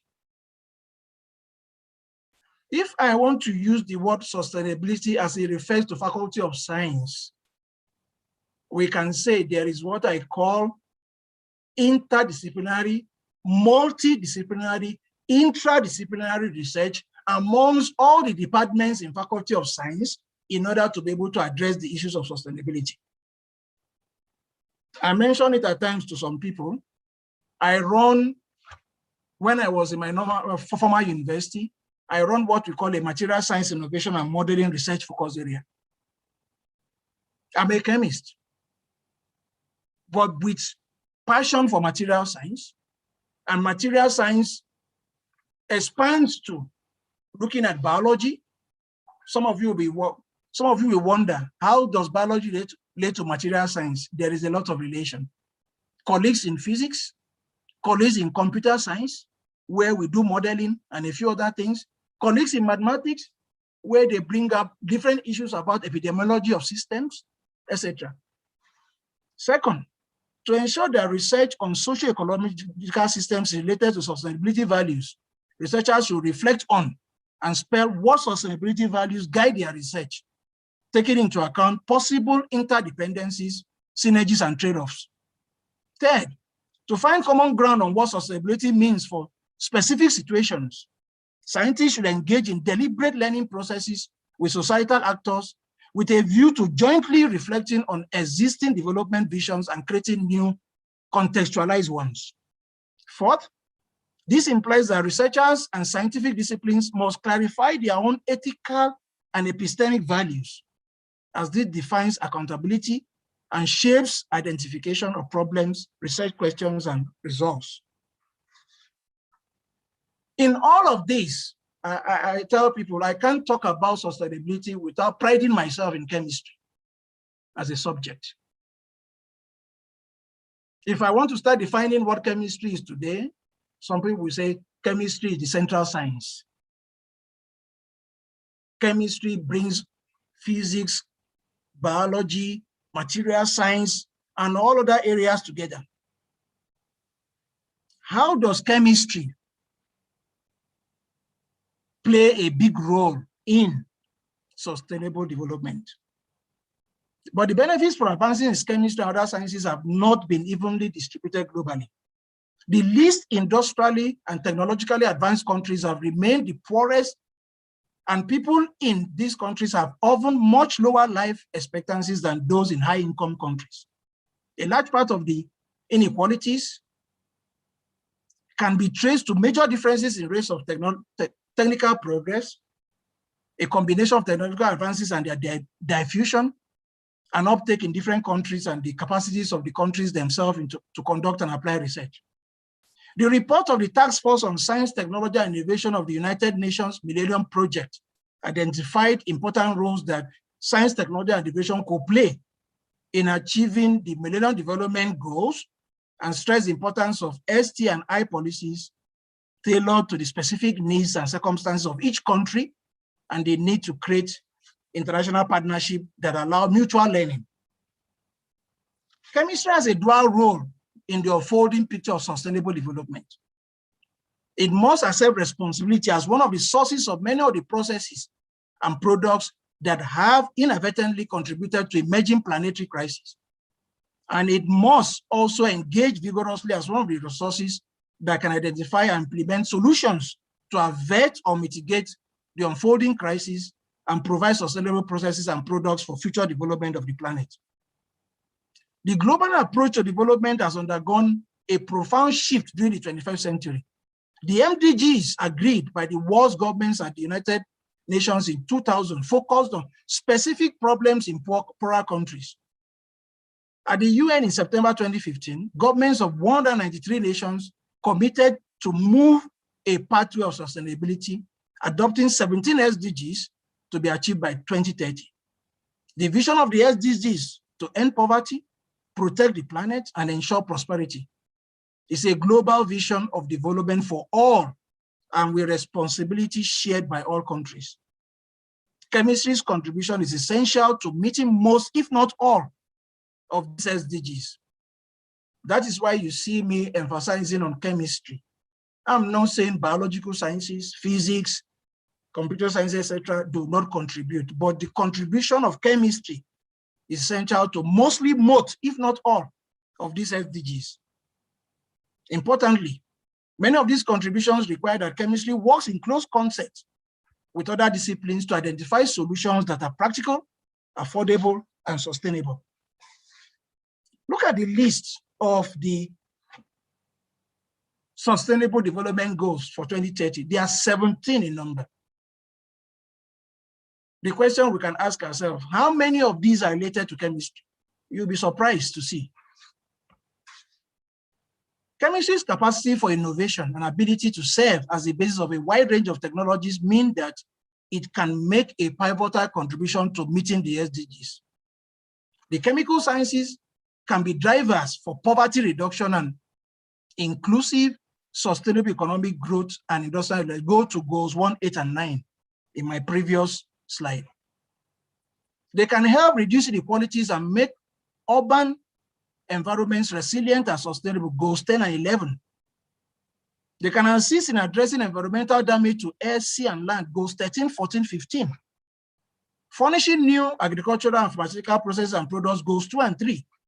And developing more efficient and more sustainable processes for providing clean water, sanitation, energy, and sustainable production, goals 6, 7, and 12. The chemical sciences can play a role in the delivery of quality education and lifelong learning that is based on gender equality and empowerment, goal 4, assisting in countering military use of chemical warfare and promoting disarmament and the peaceful use of technologies, goal 16, and across all these areas, operate through global partnership and alliances, goal 17. You could see the importance of chemistry in looking at all the SDGs, but chemistry does not work on its own. It works together in collaboration with biology and other areas of specialization in order to be able to achieve this. The chemical sciences and health have long shared a productive and co-evolutionary partnership. This has accelerated in the last 2 centuries through creative synergy between the chemical and biological sciences to dramatically enhance the expectancy and quality. For example, chemistry has been central to developing safe, effective medicines for communicable diseases and non-communicable diseases, as well as agents for diagnostics and medical imaging and materials for prosthetics and medical devices. The chemical sciences underpin through multiple channels, you will see in the next slide, contributing education, research, and practice in the chemical sciences for health. The slide I show here shows the contribution of chemical sciences as it supports health through multiple channels. You will see the issue of pharmaceuticals, environmental monitoring and protection, education, research, and practice, moves to safe, medicine and medical practice, food quality, environment.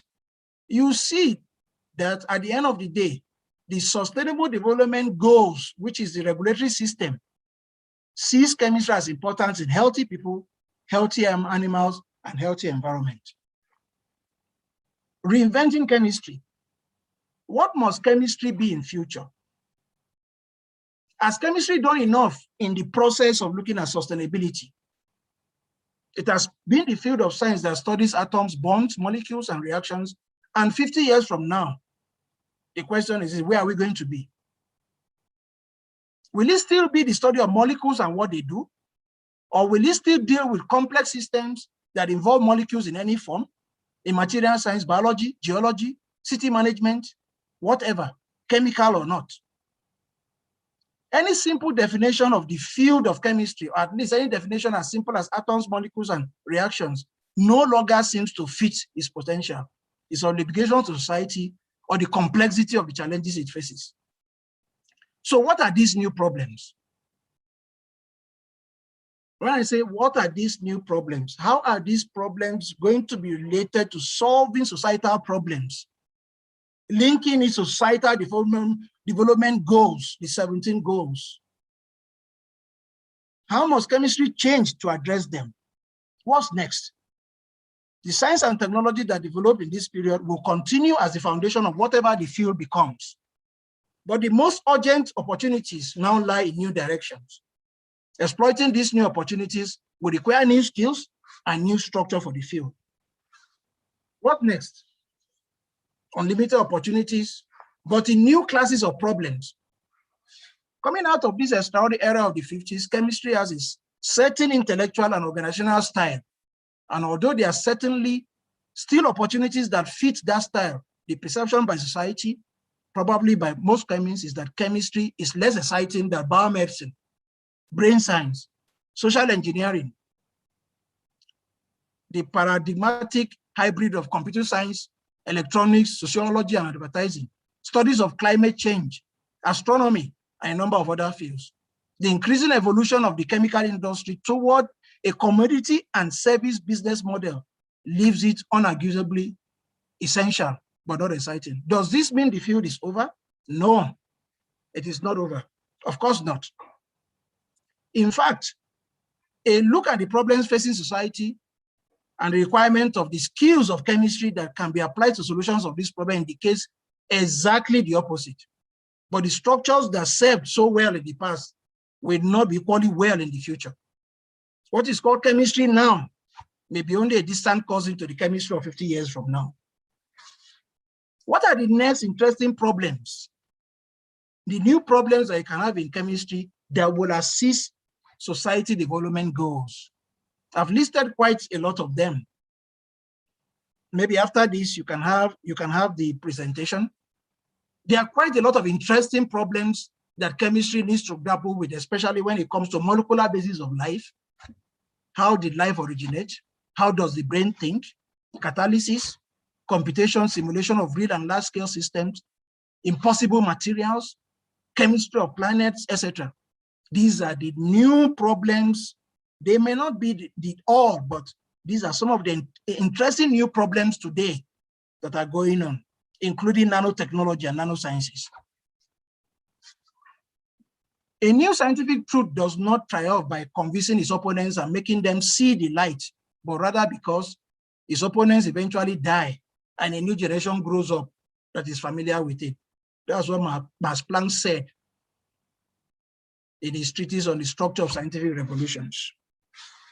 If chemistry needs to change from the style developed in the period post-World War II to that needed to solve very different types of problems, who should lead the change? My thinking, I may be wrong, but I stand to be corrected. Research universities should lead the change. The chemical industry, evolution, and the government also should have an important aspect to play. When we say research universities, if you look at issues of research in the world and university administration and processes, most countries in the world today have identified specific universities in their countries to be research universities who only have postgraduate students and postdocs. That is where the research is. I'm not saying undergraduate students don't do research, but for you to move along the way things are going on in the world, we need research in universities that could help solve problems of the society. Chemistry advances on 2 feet. One is utility, one is curiosity. A production of this future part can only be a guess based on its past progress and its present position. The most interesting and important directions to come, those that represent radical departures from the present, I cannot predict. What I can identify as social concerns that seem certain to require solutions. Some of these solutions are embedded in the 17 SDGs, at least in part. Technical, scientific ideas that seem equally certain to drive basic research for at least some time. What are these societal problems and scientific ideas? I propose to organize this discussion in terms of the pool of societal concerns and the push of science and technology. I suggest 4 topics in each category. You go to my next slide. My next slide shows what I call pull and what I call push. The pull is what is going to lead to the push to make it work. For national security, which is very important, material chemistry is most important. Looking at polymers, surfaces and interfaces, function and smart materials, materials for manufacturing, these are part of societal problems that need to be solved. Healthcare, an aging population, global epidemics, drugs, leads to biological chemistry, molecular recognition, and how drugs work in our systems. The environment, very important, energy, globalization. So the pool is what is going to lead to what societal development goals needs to be solved.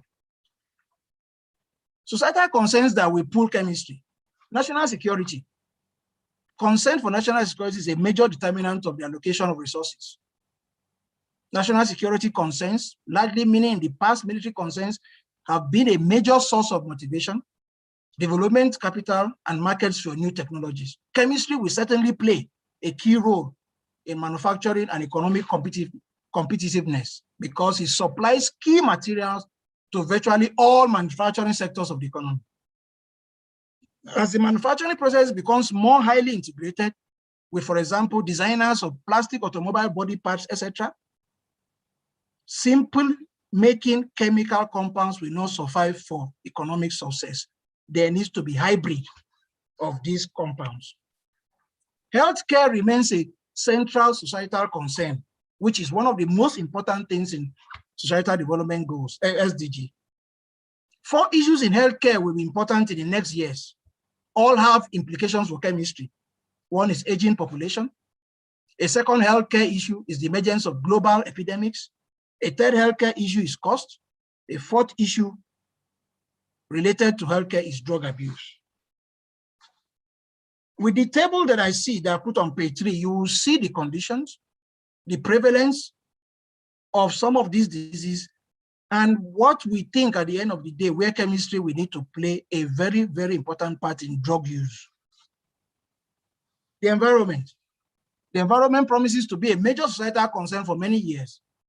It is based simultaneously on heartfelt popular concern and interest, inadequate scientific evidence, and exceptionally different or difficult matters of public policy requiring international cooperation and agreement. If you move to figure 2, you'll see currently identified worldwide contributors to global warming, including combustion. To solve some of these problems that you see, you need chemistry. But we will say, what is the contribution associated with each of these in the systems? It's still uncertain. And that is one of the things that chemistry will need to solve. Energy. The 4th major concern will continue to be energy. In the next 20 years, the cost of energy will rise as the most readily available of the world's petroleum reserves are depleted. Whether significant new opportunities will arise for application of chemistry in oil production, etc., such as methanol, ethanol, it remains to be seen. The only technology capable of replacing fossil fuel combustion in very large scale power generation is, of course, nuclear. But some of you know the politics of nuclear generation. If nuclear generation does reach as a politically acceptable source of power, the replacement of liquid hydrocarbons by electricity as an energy source for vehicles will create a myriad of opportunities in batteries and electrically functionable materials. And for some of us, and for me, I'm happy to say that the last Nobel Prize in chemistry was given to a chemist who is working on lithium batteries. That is the extent to which chemistry is going into wanting to solve some of the problems that we have. Scientific teams that will push chemistry. One reason for pursuing scientific research is to solve problems, and that is what our SDG is telling us to do. How can we use our science to solve societal problems? 4 scientific teams in chemistry: materials chemistry, biochemistry, nanotechnology, and computational chemistry have captured the interest and imagination of many chemists because these areas offer important problems in basic science. Rapidly advancing analytical technology to use in addressing these problems and opportunities for applications. Each of these themes will remain strong for years to come. Chemistry of materials, man-made polymers, surfaces and interfaces, nanotechnology, biological chemistry, molecular recognition. All these are areas where chemistry interacts with biological sciences and other sciences to solve societal problems. Points to note. Although the subject of interest in chemistry have changed dramatically in the last 20 years and will probably change even more in the next 20, its fundamental character remains the same. Chemistry is the most fundamental of sciences concerned with perceptive reality. Quite a lot of problems posed by biology and behavior of condensed phases, solids, and solutions offer a host of opportunities for those attracted by complexity. Computers, advanced light sources, new classes of analytical instruments capable of dealing with very small subjects and very fast processes provide new tools for studying these problems. Nanotechnology, femtochemistry, etc. What the unexpected developments will be in the next years is, of course, impossible to predict. The rate of change in chemistry and the fields surrounding it is, however, sufficiently rapid that there is fortunately no doubt but that there will be unexpected developments. I'll be lucky if the predictions I've offered here are good for the next 10, 20 years. Beyond that, all is conjecture. One final point, chemistry is relentlessly utilitarian in the way it presents itself to the non-scientific public. The non-abandoned DuPont slogan, better things for better living through chemistry, was an example. This phrase may have pleased chemists, but most people thought of better things as glue and paint. That's what chemistry can be used for. Useful, yes, but ordinary. Not much poetry about them. If there's little public appreciation of a field, there's little public support for it, and ultimately little money. At the end of each year, the popular scientific press publishes various roundups, the 100 most exciting inventions of 20XX. Chemistry is seldom mentioned. Nobel Prizes in chemistry are largely ignored in the public press. Thank God for the lithium batteries Nobel Prize of last year. Society will support chemistry only to the extent that it is excited by what it does. And that part of the society that loves science loves it. Not for better glue, but for intellectual astonishment and mysterious ideas and glamour and promises of the extraordinary. I don't want to talk about how students feel about chemistry in first year or second year level. That is by the side. There are quite a lot of students who don't want to hear anything about chemistry. But some of us in the field, we are so excited about it. Other fields manage to be exciting, each in its own way. Although biology is a field with as many incomprehensible details as chemistry, biology cures cancer, and life seems mysterious and endlessly wonderful. Physics contemplates the mysteries of space and time.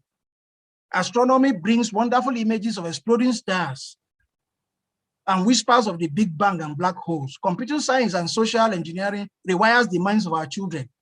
Even statistics now keeps watch over big data. Whatever that might be, what does chemistry do? Better glue is not an interesting and arresting answer. Let me sketch a conversation I've had on various occasions in one form or the other, either at dinner parties or on airplanes. The person next to me says, "What do you do?" I answer, "I'm a chemist." He or she responds, "Chemistry was the one course in secondary and high school I flunked. What is it that chemists do anyway?" I've tried two types of answers. One is, well, we take drugs, like statins, very useful. They are inhibitors of a protein called HMDA co-reductase, and they help to control cholesterol biosynthesis and limit cardiovascular disease. This answer alone ends the conversation, because you have brought language or semantics that even the person you are responding to does not even understand what you're saying. The second is, we change the way you live and die. The second works better than bringing reductase, how they help to control, etc. In short, we argue that disciplinary, interdisciplinary, and transdisciplinary research approaches are equally important for generating the knowledge needed to implement the 2030 agenda. And that all researchers aiming to contribute to more sustainable development must more systematically reflect on how they can deal with the normative dimension of the endeavor. Reflections on one's own normative assumptions and roles as researchers are particularly important.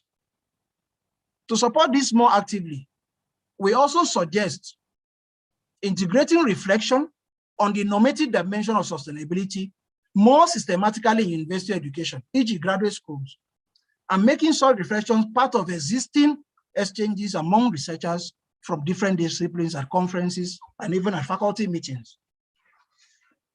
My concluding remarks.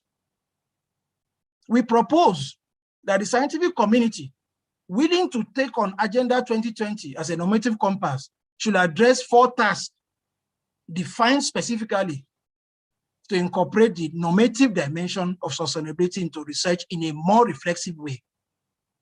The first task consists of unraveling and critically reflecting on the ethical values involved in scientific understandings of sustainability in general, and the 2030 agenda in particular. Indeed, making explicit what values are included and which ones are excluded will open these values to deliberation, identify blind spots, and ultimately sharpen the overall relevance of 2030 agenda as a normative compass for sustainable development. The second task requires spelling out what sustainability values guide specific research activities. Not only does this increase transparency regarding underlying values of research activities, it also ensures that the generated knowledge is truly relevant to sustainability frameworks such as SDGs. In addition, the task helps scrutinize the impact of implementation of SDGs on socio-ecological system dynamics. The third task consists of finding common ground on what sustainability and implementation of the agenda means in specific terms. Scientists should engage in deliberate learning processes with social actors with a view to jointly reflecting on existing development visions and creating new contextualized ones. Researchers' contributions can include providing knowledge on relevant SDGs, trade-offs, and synergies, critically questioning of who might win and who might lose as a result, as well as overall reflective capacity and rigor in thinking about dynamics and complexity of these issues.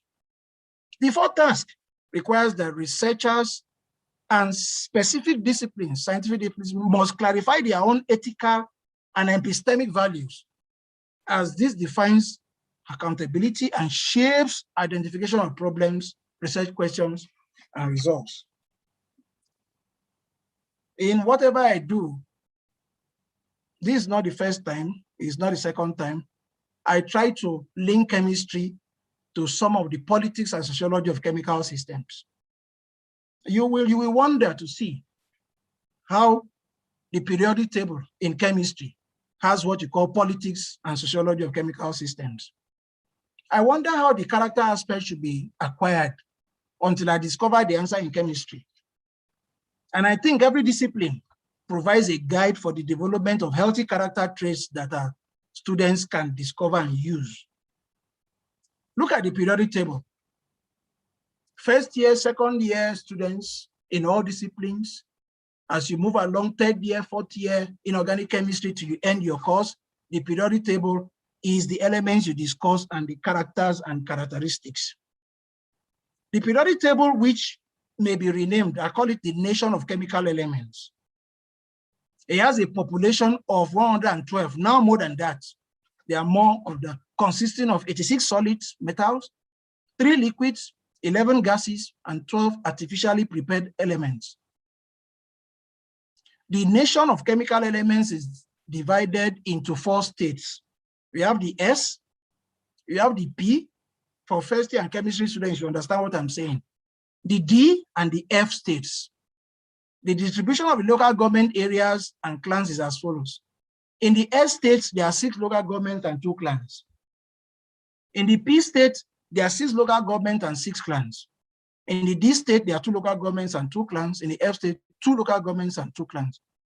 The periods represent the local governments areas, while the groups represent the clans. You see the beautiful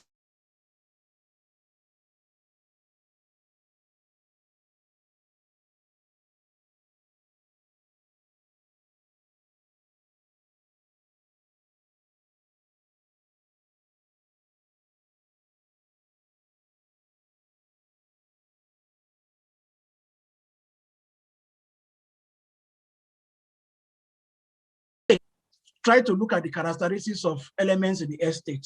They cannot marry. In the P state, intra and intermarriages are allowed, and the intramarriage allows them to produce giant molecules. The D state is nicknamed the PCOS state, transition metal state, because of the variety of colors we find there.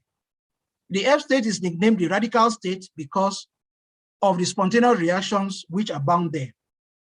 The form of government in a chemical nation is called modified monarchy. I know you laugh. You're wondering what is modified monarchy. Modified in the sense that monarchy resides in groups HA called noble gases. I am attracted to this nation because of the orderliness and high level of organization found there in group HA, noble gases. There is no racism, ethnicity, or any form of phobia among them. Remember, the nobles which rule all the states are in the indigenes of the P state. They do not go on strike. They don't delay results or get paid for being employed rather than for the job they actually do, or behaving as if they are doing you a big favor by employing you. This may be attributed to the nature of their rulership. The noble gases have a structure associated with royalty, the possession of an octet, that is having 2 or 8 electrons in the outermost shell. All elements attain this noble state when they come together in marriage. There is a reaction. All are encouraged to marry and react in that state so that there is no promiscuity. And the elements with one accord are saying to the rulers, may you rule forever, since you do not make royalty your reserved characteristic.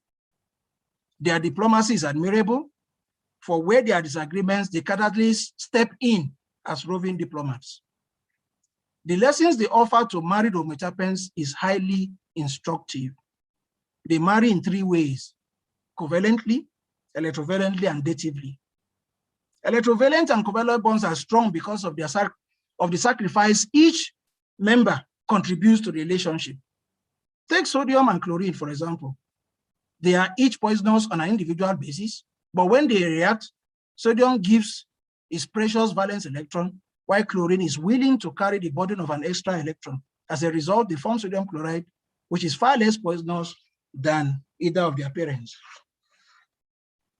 The diamond is another example in which each carbon atom donates 1 electron, formation of strong covalent bonds. However, in the dative bonding, a very weak bond is produced when one of the partners provides all the electrons required for the bonding. One therefore learns the lesson that in marriage, equal sacrifice towards the relationship will strengthen the marriage. But if all the burden of sacrifice for relationship is carried only by one member, there's no strength in relationship to withstand the stresses and strains of marriage. No wonder that only a little heat breaks up the relationship. The same applies to other facets of human life. Go to the elements, learn their ways, and be wise. Thank you very much, and may God bless you all. Thank you.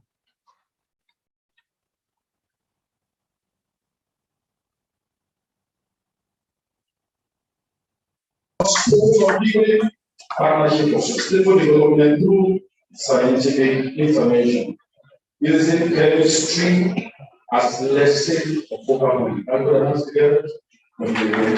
Thank you. I would like to draw on 5 points while the speaker was delivering the speech. Number 1, this is what we think about. Sustainable development requires human ingenuity. People are the most important resources. Think about this.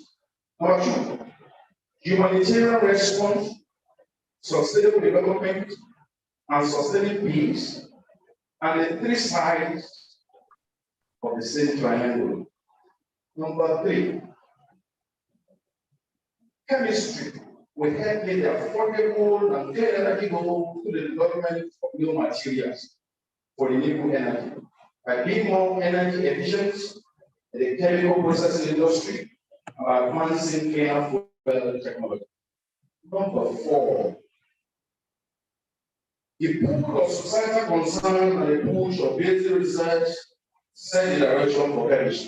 Number 5, which is much more important to me. When you are dealing with a very sick person and you are doing something to them, an intervention, be it a procedure or medication, chemistry is critical. One put hands together for me. Speaker. Before we link with the Vice Chancellor of the Obafemi Awolowo University, Professor Ile-Ife, we would like to take at least 3 questions from the audience. Please, if you have questions, will be permitted. Why the speaker will prepare to attend to you. Please, let's do that at time before we go to the technical session of today. Please, questions. If you have questions, you can follow us here so that we give you the microphone to ask the question.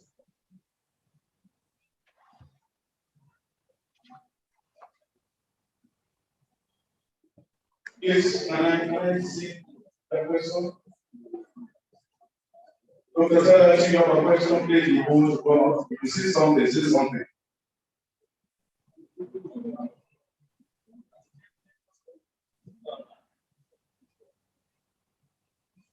Okay, I received just now from the dean of our faculty, Professor Obafemi that the Vice Chancellor would like to speak on this great occasion. Let's wait as we receive.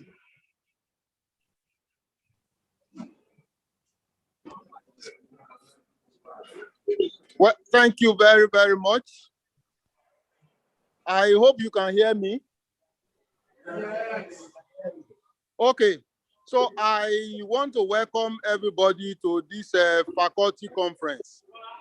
It's a pleasure for me, to welcome everybody because this is coming at a very, very auspicious time in the history of Obafemi Awolowo University. As you may well know, this university was inaugurated on the 8th of June, 1961. So today we are 60 years old. And so this conference is coming at this particular time. And we're really very grateful that you have chosen to join us and to have this conference here at Obafemi Awolowo University. So it is my pleasure to welcome you and to say that Obafemi Awolowo University will continue to support the Faculty of Science and everything scientific and technological. And we are also not going to neglect the aspect of our culture, which is also very crucial to us. So as a university, we tend to blend the two, the issue of science and that of our culture. So we're for learning and for culture. So we want to thank you and we want to welcome everybody. I want to also promise that the outcome of this conference, we will implement to the letter. So once we know what you are recommending as a university, we will ensure that we implement. And I also want to congratulate the Dean of the Faculty of Science, Professor Ile-Ife, and all other members. I have not been able to mention everybody by name, but let me just let you know that I stand on the existing protocol. I congratulate the Dean of the Faculty, all the staff and students of the Faculty of Science, all our colleagues from far and near, both national and international, and those that have joined us virtually. We're very grateful. We continue to solicit your support for Obafemi Awolowo University, and we also continue support that is progressive. So the members of the Faculty of Science, they have succeeded in registering quite a number of patents. and we want to encourage them to continue to do so. Yes, there has been a lot of research work coming out of the Faculty of Science, and we are grateful that some of those things you will hear about, at this particular conference. So we thank you very much. We welcome you to Obafemi Awolowo University, Africa's most beautiful university campus. Thank you very much. Thank you. The Vice Chancellor of Obafemi Awolowo University has just spoken as the appointment of Professor Ile-Ife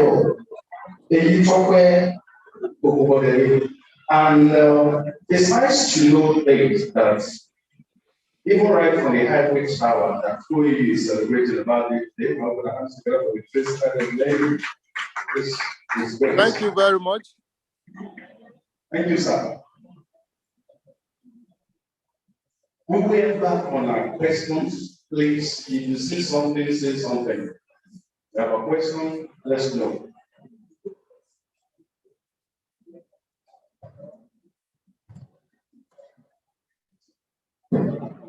Yeah, just a few comments.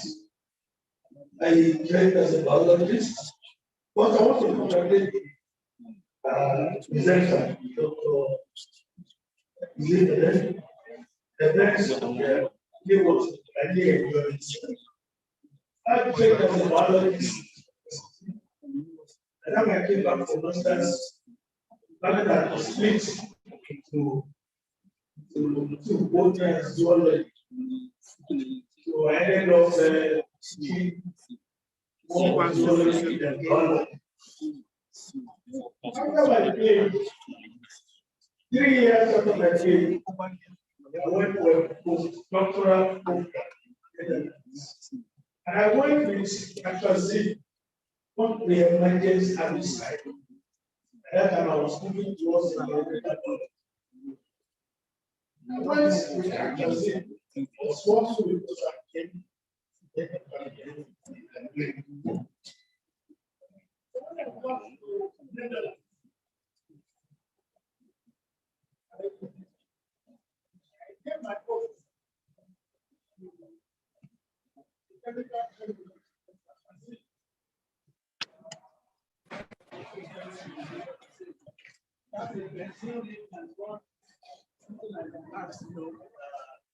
Yeah.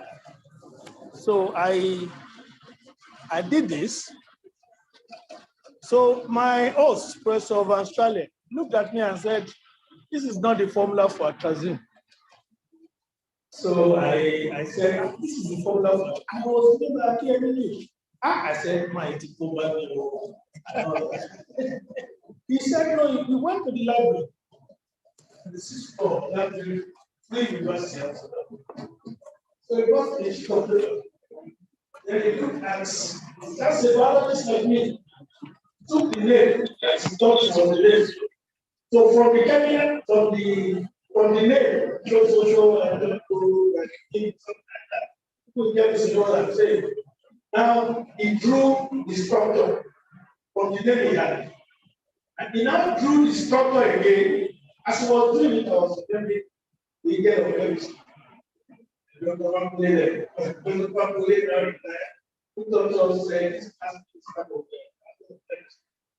when he drew the two chemical formulae, he ended up with the same story.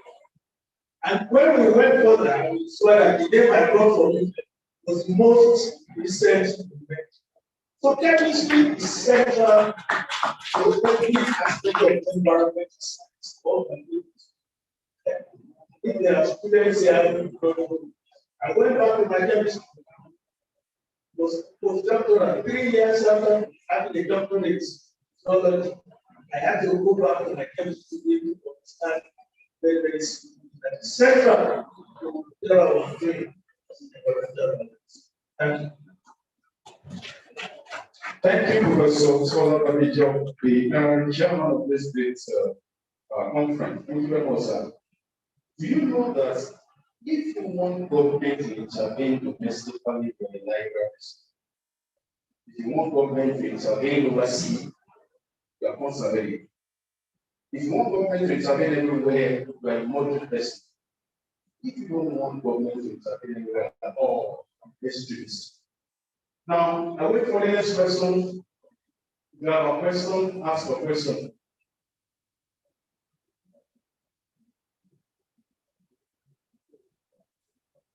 Dr. Sellers, you ask for this. I'm waiting for you. Say something if you have said something. Thank you very much for your presentation. My question is, how can we employ our knowledge of chemistry via the use of some gases to combat our current state of insecurity? I'm talking, let's say, terrorists and bandits. These people are in the forest. They are not being communities. I am thinking that we should be able to spray some kind of gases that will get all of them and that all sleep off. So not to kill them, we don't kill them. So that everybody will just sleep off. And so that our soldiers can go into the forest there and help them. That was my thing. Since we are finding it difficult to use the military method and we are used to that. So how can we employ the use of them? That's a great question for the speaker. Then we wait for the answer directly.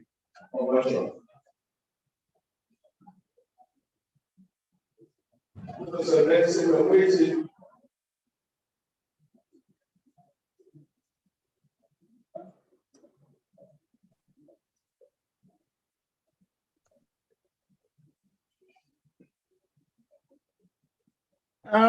Sorry, should I answer the question or should I attempt to answer the question? Yes, sir. Okay. Okay. Yeah. Let me talk like an academician, first of all, to say there are so many things that happen in the scientific world that at the end of the day has what I call political connotations.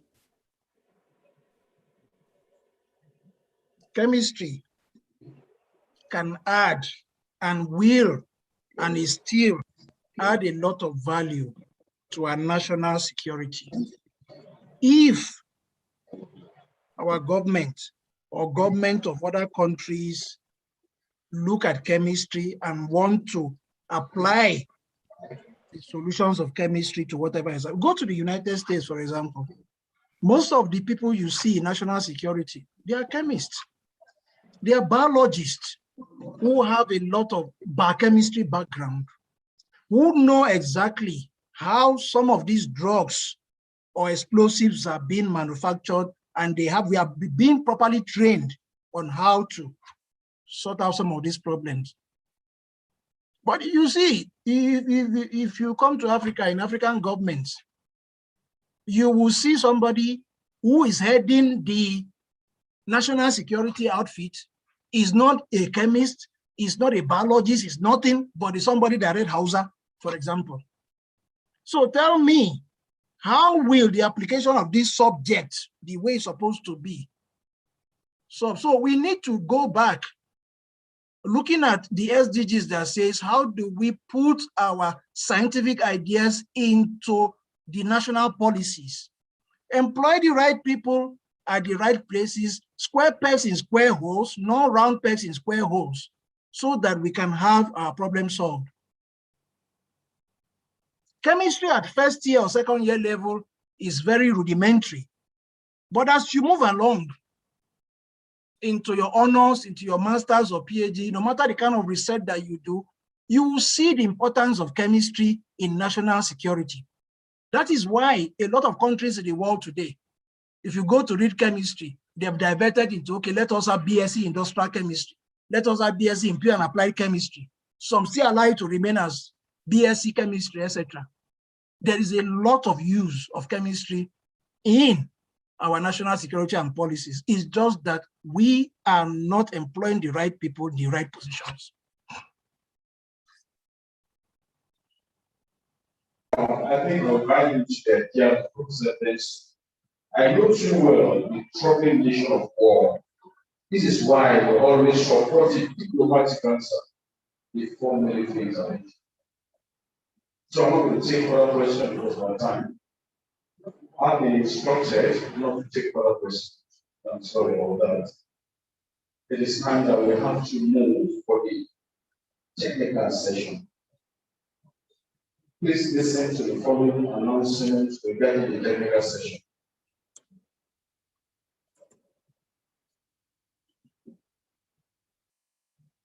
We have a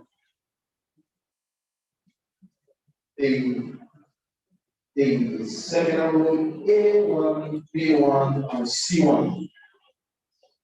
A1, B1 are located at Ile-Ife for presentation.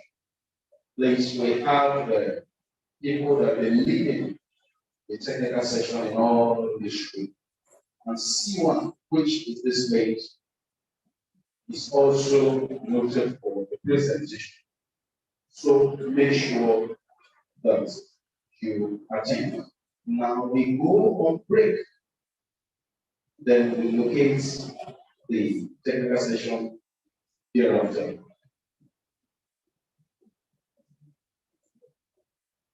I want to call on the amiable vice dean of the Faculty of Science to appreciate the speaker and to give us the vote of thanks. Thank you very much, sir. God bless you. We want to appreciate the VC, our chief host, for the support he's been given to the faculty. We really appreciate you, sir. God bless you. Our chairman, the former dean of this faculty, we thank you for your loyalty to the faculty. Thank you because we called upon you and you responded. Thank you so much, sir. Our keynote speaker and plenary speaker, we are grateful for the opportunity to tap from your web of knowledge. Our keynote speaker, Professor Bochia Kelele, GG, Dr. And our Professor Ebenso, the plenary speaker. Thank you for the charge that you've given unto us for interdisciplinary research. We are grateful for this, sir. God bless you. Our participants, those who are present here physically, and those who are online, we are grateful for your contribution towards the success of this conference. The chairman, please help me to give a standing ovation to the chairman of conference committee and every member who has worked tirelessly and selflessly in putting this together. Please let's rise up and give them a standing ovation. It is a very great work. We thank you all. Thank you for this effort that you put together. This is a very good occasion. And I want to thank our team also for his exemplary leadership. Long live Nigeria, long live OAU, long live Faculty of Science. Thank you all. Let's put our hands together for the vice dean for giving the speaker. It is okay not to be okay. So it's time for us to have a good photograph. So please let's endeavor to wait. This is part of what we represent in the Faculty of Science. Thank you all for your time and attention. Please remember to go also to various places for presentation. As I mentioned, we have A1, B1 at Ile-Ife, we have C1 here. Group photograph is going to take place here with the chairman and also the team of our great faculty of science. Thank you all for your time and attention.